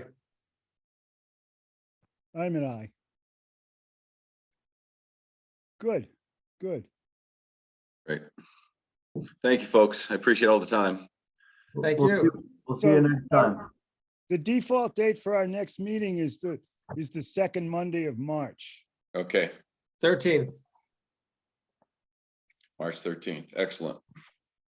7 o'clock. Uh, That's when the meeting starts, where the hearing start. Well, it's not a hearing, so I guess it doesn't Uh, matter. Yeah, so we usually do a couple things first, probably 7:30. Okay, This is March 14th. Oh, sorry, March 13th. yes.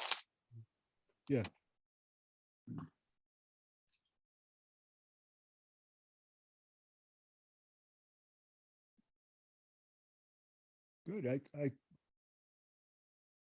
I'm thinking we can move on in the agenda. Cool. Thank you, Mr. Whitman. Thank you again. Appreciate it. You guys have a great night. You too. It's a full meeting. That's what I thought when I wrote the agenda. We're doing reasonably well. So, did we finish 11:21? Yeah. Okay, 12:12. Hey, Deacon, can we do Coles and subdivision, then come back to the minutes, since we made such good progress? I'm game, sure. Cool. Right, cool. So, Jeff, do you want to introduce it? Do you want me to introduce it? Deacon, do you want to introduce it? I'll introduce it briefly. If that's okay, Deacon? Please. So on the day of the special town meeting, where in the evening our solar bylaw revisions were adopted by the town, earlier that afternoon, representatives of Coles, the landowner on whose land a number of the solar facilities have been proposed or mentioned, dropped off, did not submit, dropped off a number of preliminary subdivision plans. And in a nutshell, what they were hoping to accomplish, pretty obvious, was to try to freeze their zoning rights under the old zoning and not the new zoning that was voted on that evening. So they get to, in other words, if you do this, if you properly submit preliminary subdivision plans, and then within 7 months, you submit a definitive subdivision plan for that same land, and that definitive plan is eventually approved by the planning board, then thereafter you get 8 years of a zoning freeze. So they would be able to utilize our old solar zoning bylaw and not the new one that we passed that night. So that was what we believe was their intention in dropping off these plans. Since then, Michael and I have had a long discussion with the town attorney and have determined that the plans were not properly submitted and they were not submitted in a timely fashion. They needed to come in the day before the town meeting in order to have a shot at freezing that zoning. So in consultation with the town attorney, Michael, and to some extent, I have created a letter that would go out to Coles and their representatives explaining where we think they're at in terms of their status with respect to the zoning freeze. In other words, they don't have one. So I think there's a letter that's been Yeah. drafted. Yeah, Or the- Carrie could probably share it. Yeah. Yeah, and I think just, should I jump in, Jeff, or are you finished? I just, does everyone understand what's at stake here and the moves that have been made by the landowner? It's an attempt not to have to comply with the new zoning. And it's based on stuff that's in state statute that sounds ridiculous, but it's there. But what our letter says is we don't believe you've complied with the state statute. So that's what this letter is all about. And it would come from the planning board and it would go to Coles and it would go to her representative at Levesque Associates. Yeah. Hey, Carrie, can you make it just a little bit bigger and sort of, so we get the, yeah, that's cool. And maybe just scroll up. Yeah, perfect. So the two things I was just going to call out, as Jeff said, what we discovered there's basically two reasons that these subdivision plans were not appropriately submitted and therefore not technically received by the planning board. The first one, as you'll see in the italics in that second paragraph, where it says that by statute, it has to be, let's see. Yes, so it has to be either delivered at a meeting of the planning board. So a meeting like this, where we're in public session, or it has to be sent by registered mail. And what we determined in talking to both the town clerk and to Carrie as the planning board clerk is that it was hand delivered and given to the town clerk, who then I think maybe date stamped it and gave it to Carrie. But either way, hand delivering is not a statutorily acceptable way of delivering and submitting a subdivision plan to the planning board. So that was the first reason that the board determined that it wasn't actually submitted. The second, with Carrie, if you can scroll down a little bit more. Yeah, you can go past yeah, there we go. That's it, yes. So the second part is, if you look at that set of italics, that written notice of submission has to be given to the city or town clerk before the effective date of the bylaw. And so because town meeting voted on January 19th to approve the bylaw, the new bylaw, that's the effective date. And so the key there is that it has to be before the effective date. So that would be January 18th. The fact that they submitted on the 19th means that it was not before. So in this letter, we're basically saying these plans were not submitted technically to the planning board because they didn't use the right process and they didn't have it at the right time. And then these are just the bullets of the 4 locations that it's referenced to. So I think what we wanted to do is at this point, answer questions, of course, but if we can come out of this conversation with the planning board approving this letter, and then Deacon can send it off, sign it, and Carrie can send it off. So that's where we stand with this. I think it's a good letter. I wish that they had come before the planning board a month before, and we could have given them some guidance instead of spending all this money on a lawyer that they have to throw away. Sorry to see that waste of resources. And us. We're over budget on our legal fees, apparently. And No, us, okay, I didn't know that, Michael.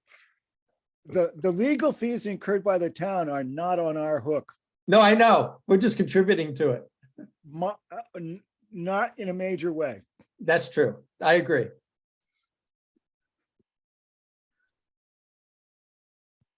Any other questions or comments before we,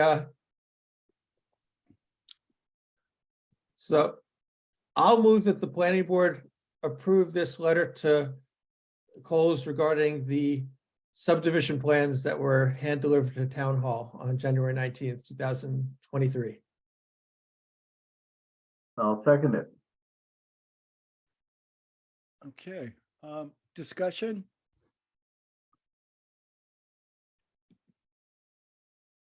Sharon's got a question.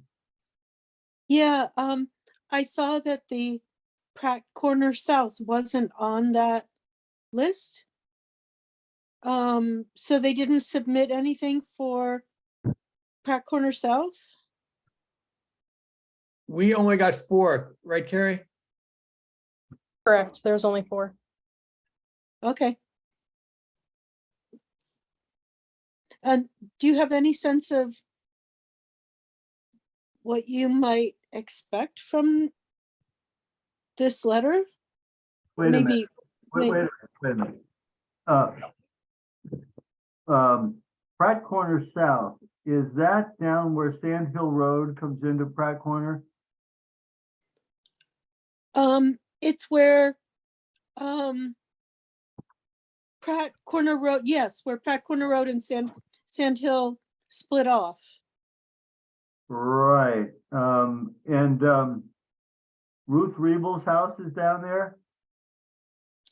I don't know Ruth Rebel, but Cynthia Okay. Banfield is down here, and so the project abuts my land and her land, and Oh, Yeah, I think plans, I have plans right here that are of these properties here. Yeah, it's the land opposite of where Sand Hill Road comes into Pratt Corner, the land on the other side. I'm gonna get a Um, picture of it. yeah, No, it's if not you're opposite. going on Pratt Corner Road towards the center of town, it's on the right before Sand Hill splits off to the right. Where Pratt Corner West is to the left, where Sand Hill goes off. Hold on one but- sec here.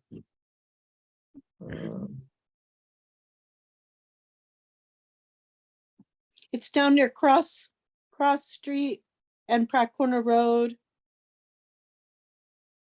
Okay, Can you make that a little bigger? I'm gonna try to. Okay, this is mostly north of Sand Hill Road, on the west side of Pelham, or Pratt Corner.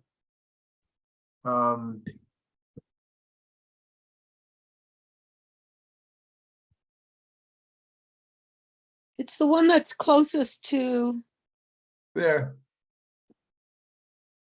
So south is number 5 down here. Oh, okay, no, that's not what this plan is.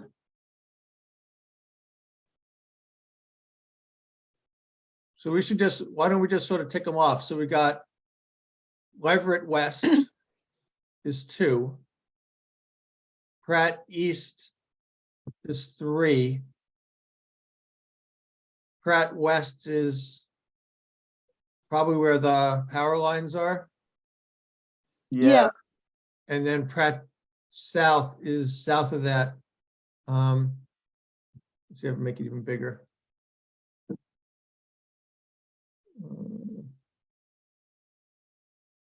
and she included the Montague Road, which is number 1.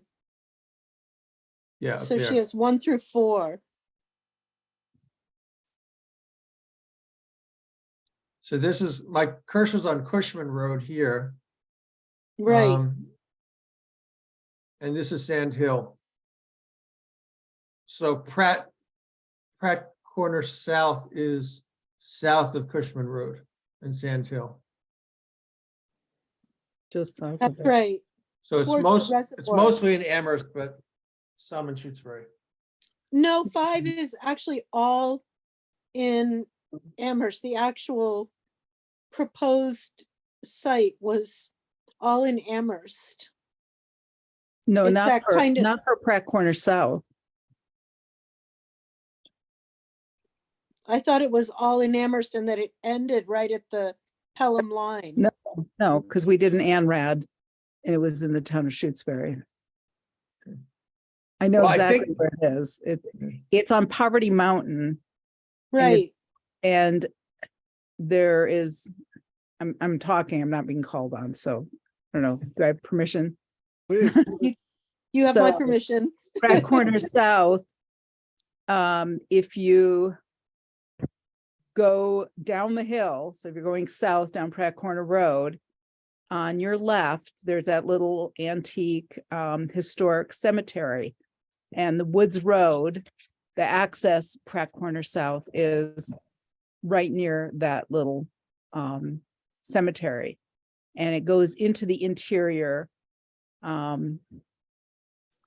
if you will, around Dean's. I don't know where you're Yes. looking. It's hard to see where am I This looking at? here? this is Sand Hill.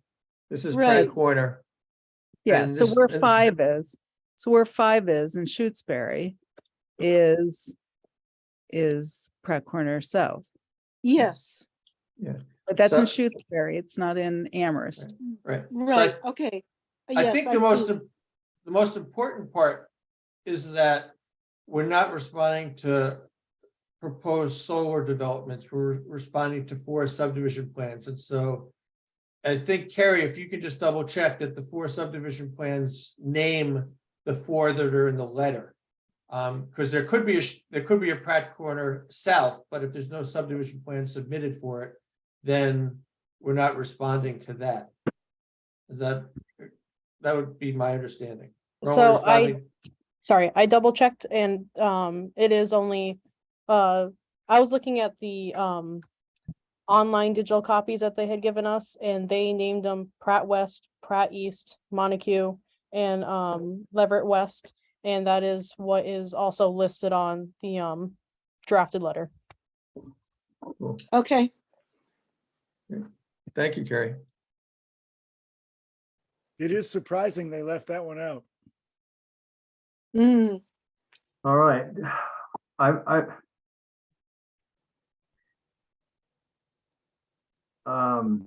Yeah, Well, how about this? Where did we moved, but we haven't voted, right? We're in discussion. Is that where we are? So I guess what I would say is if we want to vote on the letter for these 4, if we want to cover our bases, we can also approve a letter regarding Pratt South that's identical. If in fact, in the next, days or weeks, something gets discovered, Deacon has the ability to sign that. Since it would have been submitted to the exact same, it would have been the same hand delivered thing on the same day. And if we didn't discover it, we could vote on that separately.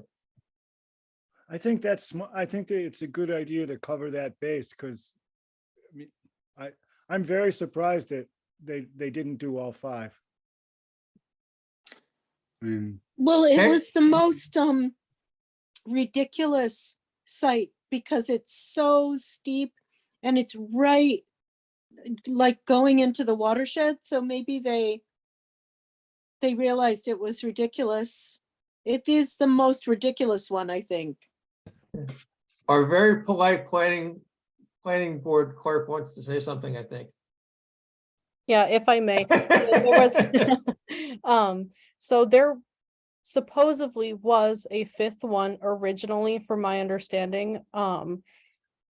Before the same day, before they sent or dropped off the 4 plans, there was a letter-sized envelope that contained all paperwork for Pelham, which was really confusing. And between me, Becky, and Grace, we had called whoever sent the document, which I believe was Alexandra. And she stated that there was originally a 5th one, but they were not following through with it. So that's why it was never sent. So but it wasn't confirmed if it was south, but I thought I would just share just in case. I don't see why we would include any sort of notice or note about anything that we didn't receive paperwork for, or anything like that. You know, I guess what I'm suggesting, Nathan, is that if what we know the four we're talking about, so I think we can go ahead and vote on that. What I was suggesting is that if, say, in a couple of days, Carrie's in town hall and says, hey, this was really confusing. And Grace says, oh yeah, this was here, but I forgot to give it to you or something, that we're just covering our basis because it would have been dropped off in the same method at the same time. So we're not responding to something that didn't happen. It's just it's a security that if it did happen, but it didn't get found. Now, I'm not questioning Carrie or Grace's completeness. I agree. I did have a phone conversation. The woman from the consultant did call a few days before to let me know that they were going to be filing 5.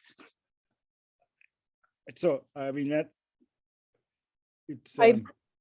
I believe when I called asking about that paperwork that they had sent, that they actually then took back, the attorney who dropped off those 4 plans, took it back. I believe that morning before planning on dropping everything off was when they decided to withdraw and not submit it at all. So I'm assuming the paperwork may exist. Again, they never said if it was Pratt South or maybe another piece of property that they own, but it sounds like they did have at least something put together, but they just didn't follow through.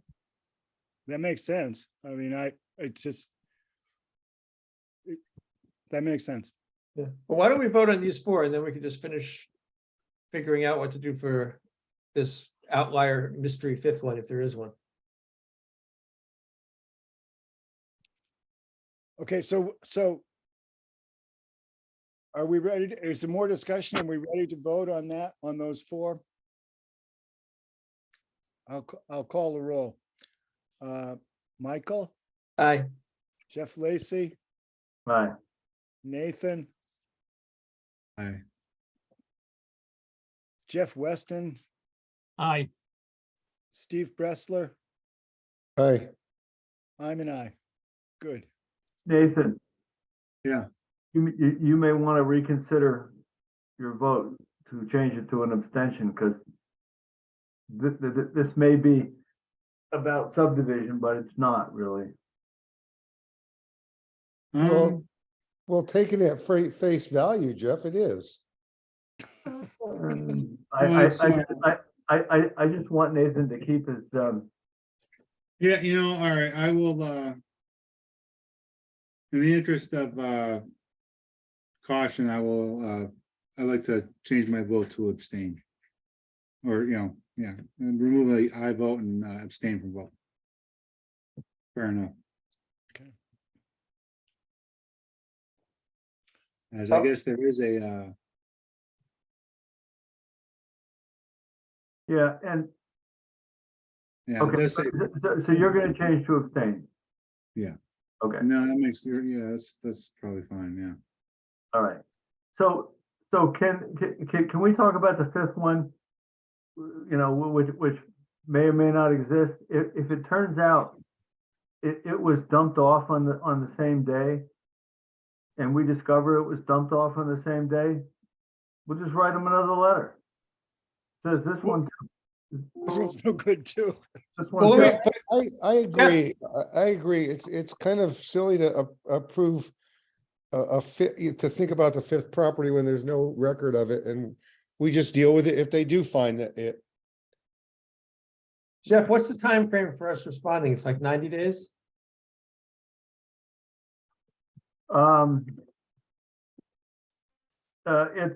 It's 45, but I'm having computer problems here. It's 45. But that's for action on the preliminary plans, and we're not taking any action on the preliminary plans because they weren't submitted. Right, there are no plans. So we can write these letters at any time. Okay. Well, that sounds good. So Carrie, maybe you can just cover all your bases when you're in town hall and I mean, I don't think it's missing, but it's worth just confirming. Well, look, Yeah, I can do that. Cool. look, my plan would be, I would sign this tomorrow. When I go in about Chuck's stuff, I would do it at the same time if Great. unless there were a reason not to. Sounds like a good idea.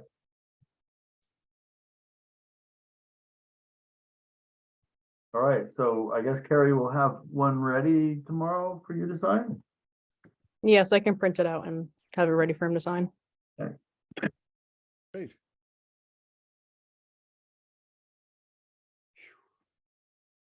Well, moving on, 12:12.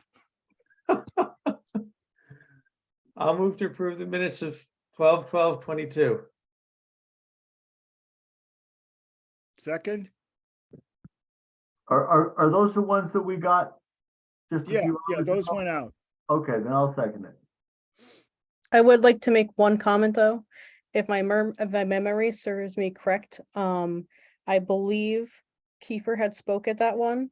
And I wasn't entirely sure of his name and I had assumed it was the same person from the previous one that was Mac Tyrell. So I'm assuming that he's related in some fashion. So I do need to go back and fix that and make sure that it's actually Kiefer and not Mac.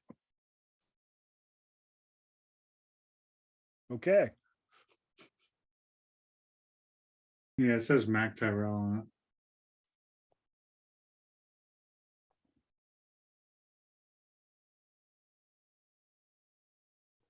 so anything else on 12:12?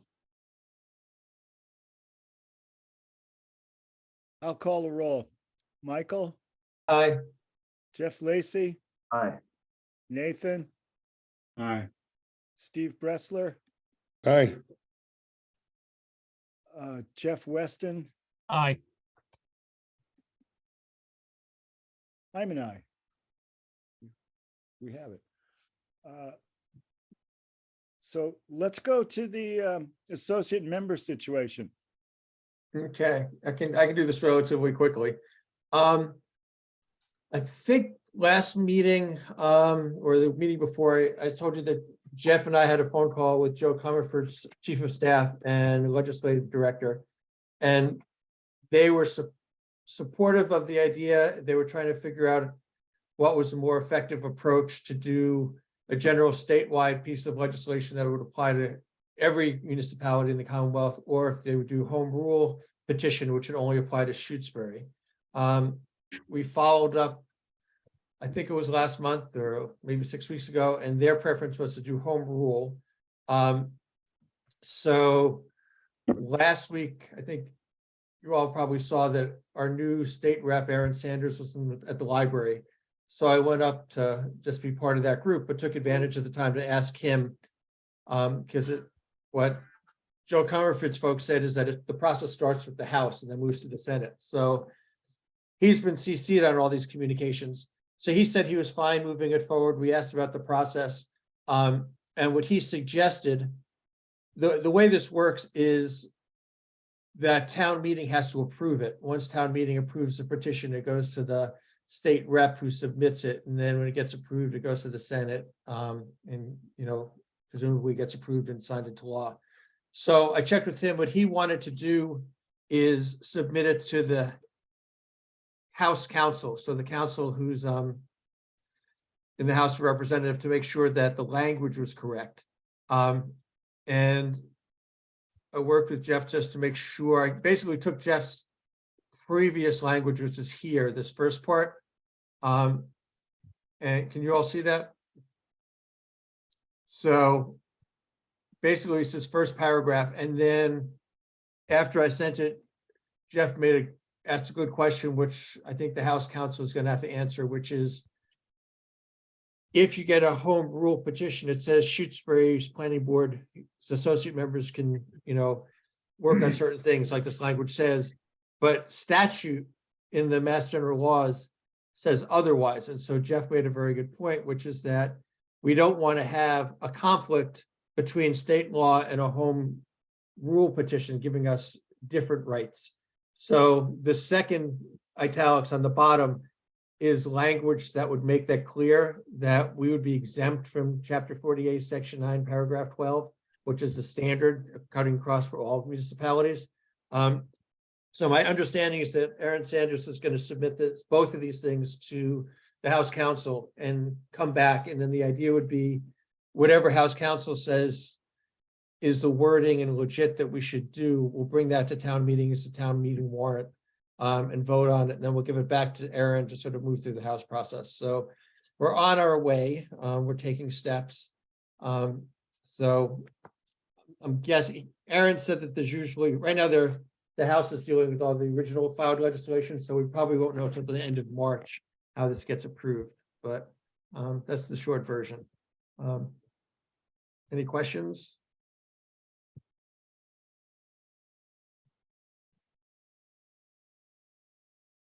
Looks good. Okay, Hope we can do it. let's see how it goes.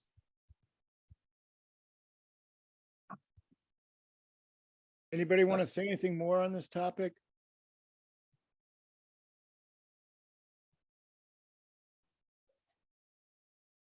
Well, let's move on to possible 2023 amendments.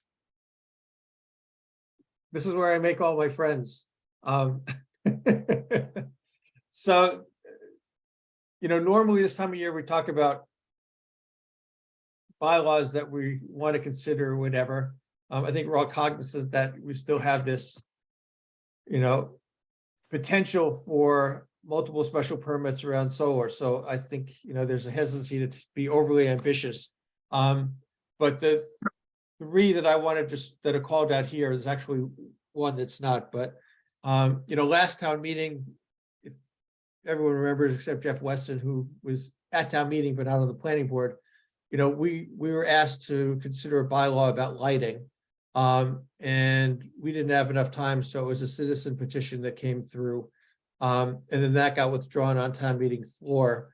But I think there was, in the proposed citizen petition, it asked the planning board to sort of develop a bylaw.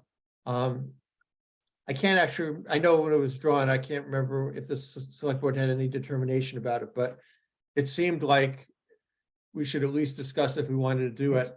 From last year's conversation, Jeff and I think Donna had pointed out, it could be a zoning bylaw or it could be a general bylaw.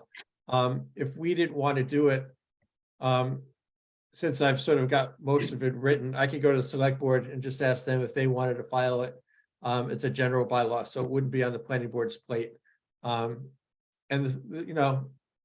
think either the select board or the planning board could decide that we don't really have to do this. There was not a commitment to do it. It just sort of was, there was enough activity back and forth. So I just wanted to raise it for closing the loop. I don't know if there's interest in doing it, and I'm totally happy to just ask the select board if they want to do it, if we don't want to. And if they don't want to do it, then no one will do it. Any thoughts?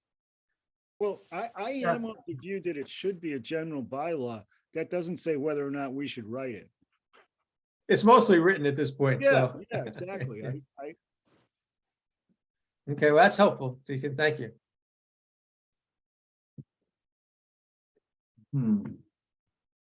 Yeah, I worry about stuff like that, but, I got a barn with lights sticking off it in all different directions, and You get grandfathered in, Jeff. I got floodlights that run across the field so I can see at night, and it's just. Well, it's about time we brought that lighting under control then. It's either the bylaw or the kids with rocks. One of the two is gonna take you down. I mean, Jeff, you have no respect for the dark skies kind of, for astronomy and. Not when I'm trying to catch my horses, no. But anyway, this was in response to a pair of neighbors, one of whom didn't like the light that was on the house of the other neighbor, and she could see it. And I would say if there's lots of, or if there's many issues of this nature, if the select board, and that's probably where the complaints would go. are getting lots of complaints, and it's a significant problem in town, maybe they want to consider a general bylaw of some type. Maybe we want to submit what we wrote to them and say, you know, make of it what you will. But I hope we don't spend any time on it, because it's not zoning. It's a general nuisance avoidance bylaw. I agree with that. You know, if there's something written that, I mean, you know, we should just hang on to it, but other than that. I like. You're Go ahead. Steve. I was just gonna say, I think it's a good idea to give it to the select board. And as Jeff said, if they get a lot of complaints, they have something up there, you know, already roughed out. And then, Michael, I think you just start complaining like about Jeff's property, you know, to them directly. And I'll do the same, and maybe we can get people to just, you know, but I do think, seriously, I do think it's a good, it's fine for the select board to have it in their pocket. Okay. If they get complaints. Yeah, okay, well, I'm fine with it going to the select board as well. I mean, doing the research last year, you know, I collected a lot of information trying to understand it, so I think passing that on, if they want to take it. I mean, my personal sense is there's, you know, it's one of those things where you have to strike a balance as in everything, you know, dark sky versus practicality. And I think that's what I was trying to go for, but I'll just pass it on and we'll leave it at that. And if they want to confer and ask questions, I guess any of us can respond. So that's lighting. I think we're not going to do this year, but I just want to, since we're always rushing on this, I just want to spend 2 minutes on it. So coming out of the municipal vulnerability preparedness and the hazard mitigation plans, there, you know, climate change is just bringing a lot of stuff. And, you know, somewhere I couldn't find the email. I might have dreamt it, but I think Jeff Lacy had sent an email to me somewhere in the last few months about population shift. You know, so there's going to be climate migration. So everyone from New York and Boston wants to start getting flooded. You're going to look for other places. And so on the one hand, it would make sense to sort of do a master plan, but we talked about that earlier. But it seems like there's things coming out of climate change that we might want to think about proactively before it hits us in the face. You know, Miriam has talked about the need for stormwater regulations, which are somewhat zoning related. I don't know if they would be, you know, general, but I think that's something that's clear. That's definitely a topic that the town's struggling with. And there could be zoning stuff that helps mitigate more stormwater as we get more water and stuff like that. There's erosion. There'll probably in the next 10 to 20 years, as climate migration happens, be more pressures on population growth, et cetera, and infill. So I think this is a bigger topic for our discussion, but it seems like getting ahead of it before it's on top of us would make sense. So, and then the last thing was the stormwater one, which is just, you know, a call out, and I don't know, you know, I'm assuming everyone's tired, but that's mostly what I want. So I don't think there's anything I'm proposing besides the lighting one, which we just resolved. But if we can, as a planning board, think about the climate mitigation stuff going forward, that would be helpful, I think, for the town. Any thoughts, feedback?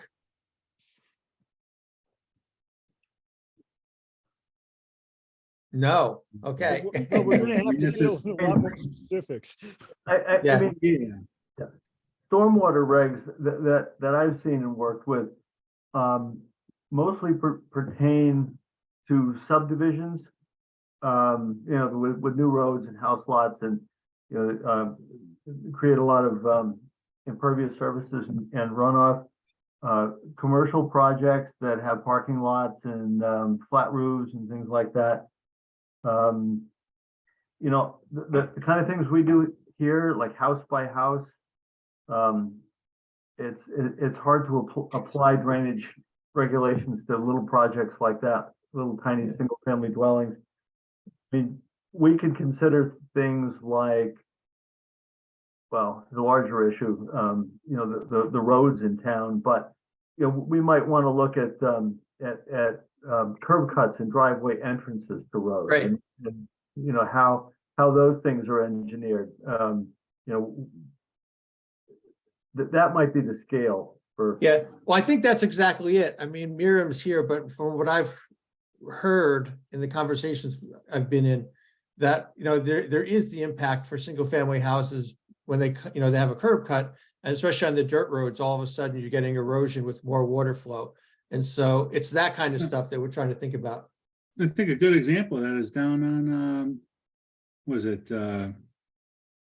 well, it's probably Buffum Road, right? But you know, after, you know, coming up North Valley, it turns into Buffum, and they've been doing some work down there. There's a couple newer driveways that are in there, and you know, the water kind of comes over the road and potentially freezes and stuff like that down there, right? So, I mean, I don't know if I fully understand kind of what's in place now. If you know, I mean, I know you do you know, you have a building lot and you know, build it up more or less by right. And if there's, you know, wetlands, you got to talk to Miriam about it in the Concom. But it looks like Miriam wants to speak anyhow. So Yeah.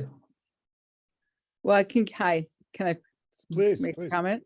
Yeah, I mean, thank you. I can just share my own personal experience of things I've encountered around town that didn't seem like there's any regulation to capture. When people repair their driveways, they may improve upon their driveways or pave them. And that can change runoff patterns. Just recently, we did an emergency certification for the highway department because on Leverett Road, the pavement was being damaged from runoff because somebody across the street had paved their driveway and filled in a swale so that all the stormwater coming down Leverett Road was now crossing the street in one location, whereas it was distributed before by sheet flow. So, you know, there was no way to regulate that. People are allowed to just pave their driveways and alter the runoff patterns without consulting with the highway department. And it can cause a lot of grief.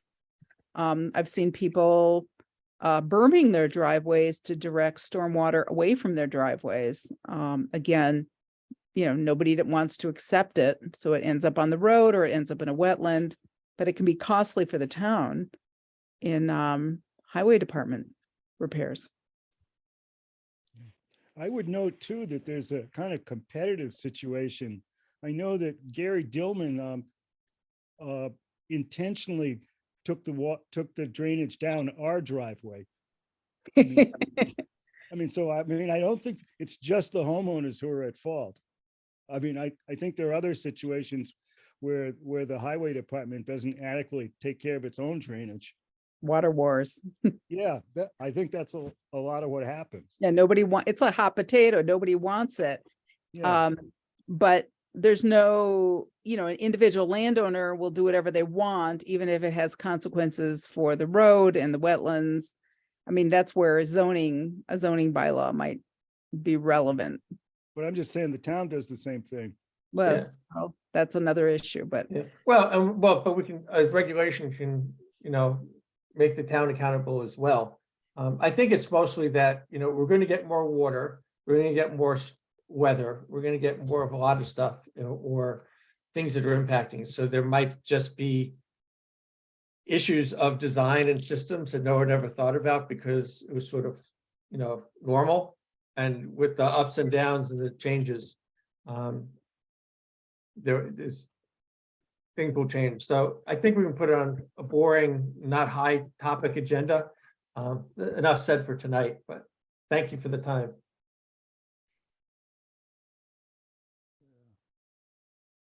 I'm on the next two, I guess. I'll just keep going. Okay, Deacon? Yeah, I mean, I'm hoping these all go very fast. These are very quick. So the handbook for mass land use is something that Jeff refers to all the time and Donna refers to all the time.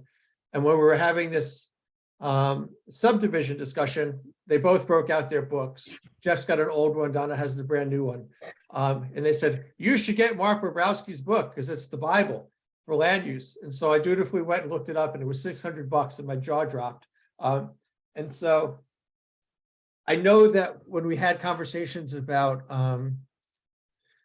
assessing, like when I got my house, and I think Deacon got his house assessed so we could fully participate in solar discussions, that the planning board allotted some money as towards the cost of that. And so I was thinking, well, it would be good for some of us, or at least the board in general, to have a copy of this thing that we can access. So, and we don't have to decide tonight, but I thought, well, maybe the board can use some money. We can subsidize either a copy for members who are interested in, plunking down some money for it, or we get at least one copy for the board of the most recent edition. But it seems like being able to have legally compliant knowledge would be good. Jeff, I think you have like the 3rd edition or the 2nd edition, and we're up to 5th. Is that right? I have the 2nd. I've had it for a while, and I have a couple supplements.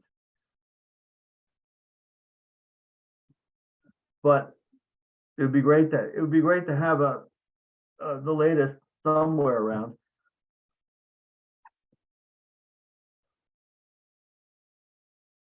Deacon, you have any thoughts as chair? It's obviously a good thing. It's also $600. Yeah. Is there a digital version of it? No, I think it's for lawyers who write it off and then they make their money off of it. Yeah, I mean, it's of interest to land use legal practitioners in Massachusetts. So that it's not like, I mean, it's a tremendous task for him to write this. So he's got to get $600 a shot, to make it worthwhile. Can So, we get it in the library? Yeah, I was kind of thinking the same thing, Steve. Could the library have a copy? Yeah. Oh, that's smart. They probably gotta pay $600 too, so. Or at least, get it on loan, and those of us who want to read it or skim it. When Well, we if any need of us want to get it on loan, we can reach out to the library and, Yeah, search that out. But I think, so Deacon, as far as, the budget situation, what's, We'll have to check. I mean, I'm not sure what's in there now. There's probably enough, but Library is a great idea because then we don't have to self-police ourselves with, checking it out and who's got it and how long they've had it. The library, you get it for a week and then you got to take it back or they hound you. So can they put it on their budget? Maybe we can split it. I'll, I'll volunteer to ask Mary Ann and see what she thinks, if that's a great idea. yeah. Cool. Hmm. Yeah, if the library could pay for it, that'd be cool. tell her it's also available for landowners who want to try to outsmart us.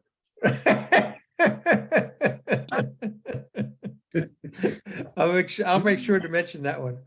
Cool. Well, that was worth a 2-minute conversation. Great idea. Absolutely. Mary Ann should pay for it. Okay. So the next thing on the agenda is the vice chair signature power. And again, this was sort of motivated by the subdivision letter. Because as I was drafting it, I thought, well, Deacon's got to sign it. And then I thought, I didn't know what the time frame was, but I thought, oh, if Deacon's not available for some reason, whether, he's out of town or he wasn't available, I wasn't quite sure, what the process would be for someone to sign it. We'd have to probably, as the board, vote to empower someone to sign it. So my thought was, and that's true for, less important things, whether it's just a form or something. So I was thinking it would be prudent for the board to elect a vice chair so that we could have signature power to sort of advance things. So in lieu of Deacon, if Deacon wasn't available. One thing I should note on this topic is that the board has voted to give me the power to sign for the board documents that go to the registry of deeds. I don't think that we can authorize someone else to do that without my being replaced as that identified signatory for those documents. But for other things, they could, someone could. But You're that's, saying- you're saying, I'm just saying, that's a different situation. yeah, that's The a good registry of point. deed stuff. And everyone on the board had to sign that piece of paper saying that we were giving you the authorization to do that, if I remember correctly. Well, we had to vote on it. I don't remember if we all had to sign that or not, but I remember you came and collected signatures. I don't remember if it was I for guess I that or did, something yeah, else. but- yeah. But I mean, we had to go through some hoo-ha, and Yeah. to get somebody else to sign those, we'd have to redo that. Yeah. And if we had a different chair, we probably would do that. Although documents for them pre-COVID, we all signed, we all signed anyway. Yeah. So what do people think about this vice chair thing? Anyone interested in doing it if they like the idea? Isn't that like a new position though? Yeah, but we can create it. It's just, we can, just like we vote for the chair, we can vote for a vice chair. So it would be a vice chair who could step in lieu of Deacon.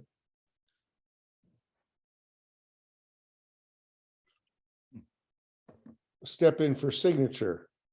Yeah, I mean, one conceivably, the Right. person could run the meeting if he wasn't available either, because we would have that, if Deacon was sick one time and we had a board meeting, we'd have to discuss who's running the meeting anyway, because right now we don't have a designated person. And can Deacon designate a person as the ad hoc, as the case may be, if he's gonna be away or sick or is recused? I believe you can. Selected? Yeah, I think he's done that on other occasions. I mean, I know there was one day when we had a very localized power outage, and the rest of you ran a meeting without me. Right. yeah. Yeah, I think but the catch-22, Jeff, is that if he's not available, he might not be able to designate someone. So that's, who knows what that would be. I'm just, Well, you did have a meeting without me. But nothing important happened at that meeting, Deacon, so it's okay. right, we don't even remember it. I don't Well, I'm gonna confess, I'm a little leery of creating a new position. I'm more inclined to have Deacon, if, designate somebody for the particular situation. And yes, I understand he may be, like in a power outage, he may not be able to get a hold of anybody, but if that were the case, we have bigger issues to deal with than than just his signature not being there. So I guess I would suggest, I would feel more comfortable just keeping it in Deacon's the chair's ballpark to designate somebody if he knows he's not going to be available. Because it feels like we're setting a precedent, which I can't fully think through right now, honestly. Okay, One alternative that we might consider, and I don't know all the ins and outs, but the Hadley Planning Board for years has had a fellow named Bill Dwyer on it, who's been the clerk. And he's not the chair, he's never been the chair. And I think there've been several chairs, but he's been clerk for a long time. And he's actually the spokesman for the board. Usually, if you read about what's going on in Hadley Planning Circles, you'll get a quote from Bill Dwyer, the chair, the clerk. And I'm not sure what else he does. Maybe he does minutes, maybe not, I'm not sure. But, he seems to be sort of like the clerk of the works. That somewhat, I mean, we have a land use clerk, but Michael also runs the interference with the people who email us. things like that. Maybe we ought to just investigate how Hadley makes use of their clerk position. And at least know what that's all about. And think about whether we would want to establish a position like that. That's a good idea. It feels less powerful. It's more functionary. Yeah, Well, should Uh, I, I mean, I think it is a good idea to, to have a contingency in place, because the whole idea is that you don't always know when you're not going to be available. Right, so, and then if we have important business that comes in, to be able to, just have something in place so that, the appropriate tasks of the board are carried out in a timely manner is kind of important, right? Well, that was my thinking. I mean, it got me thinking with this letter of, the constructive approval. That if we don't get our act together, we can't act, whatever that activity might be. Well, right, yeah. We're not fulfilling our duties. Yeah, so, I mean, I would very much support any due diligence needed for us to feel comfortable with whatever we decide. And, I think looking at the Hadley clerkship is a good idea, and I mean. Yeah, it might even be the arrangement in Hadley that if the chair is indisposed, the clerk steps in. That could be the way. yeah. Yeah, I why think don't, it's. why don't I just put this item on the agenda for next time? Okay, Sounds good. Maybe I'll do a little research because I have another friend on that board. So That would be great. Thank you, Okay. Jeff.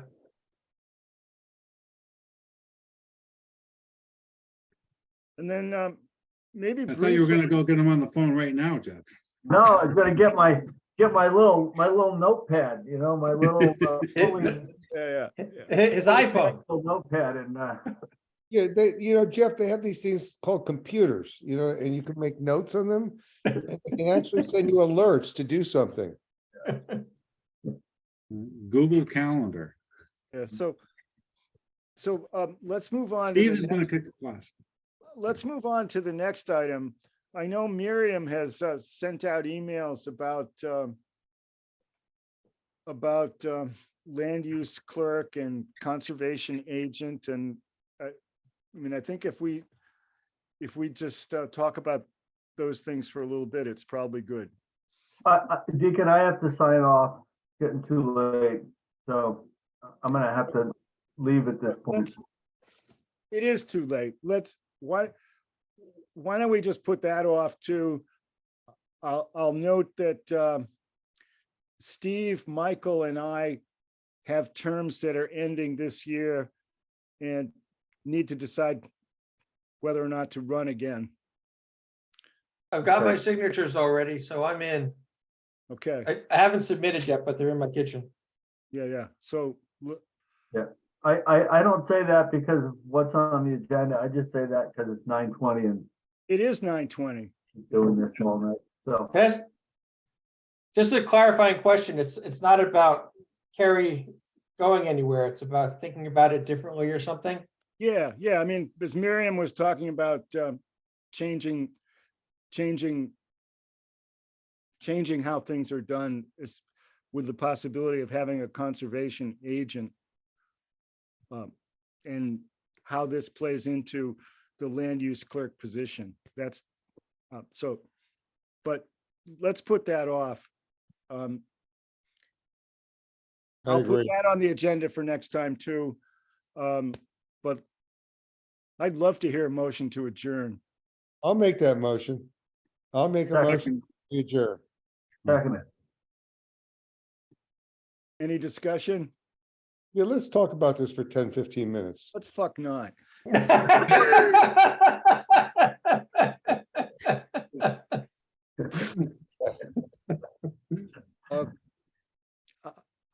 I'll call the roll. Steve Bressler, Aye. Jeff Lacy, All right. Nathan Murphy, Aye. Michael, Taking the lead of our distinguished chair, fucking A.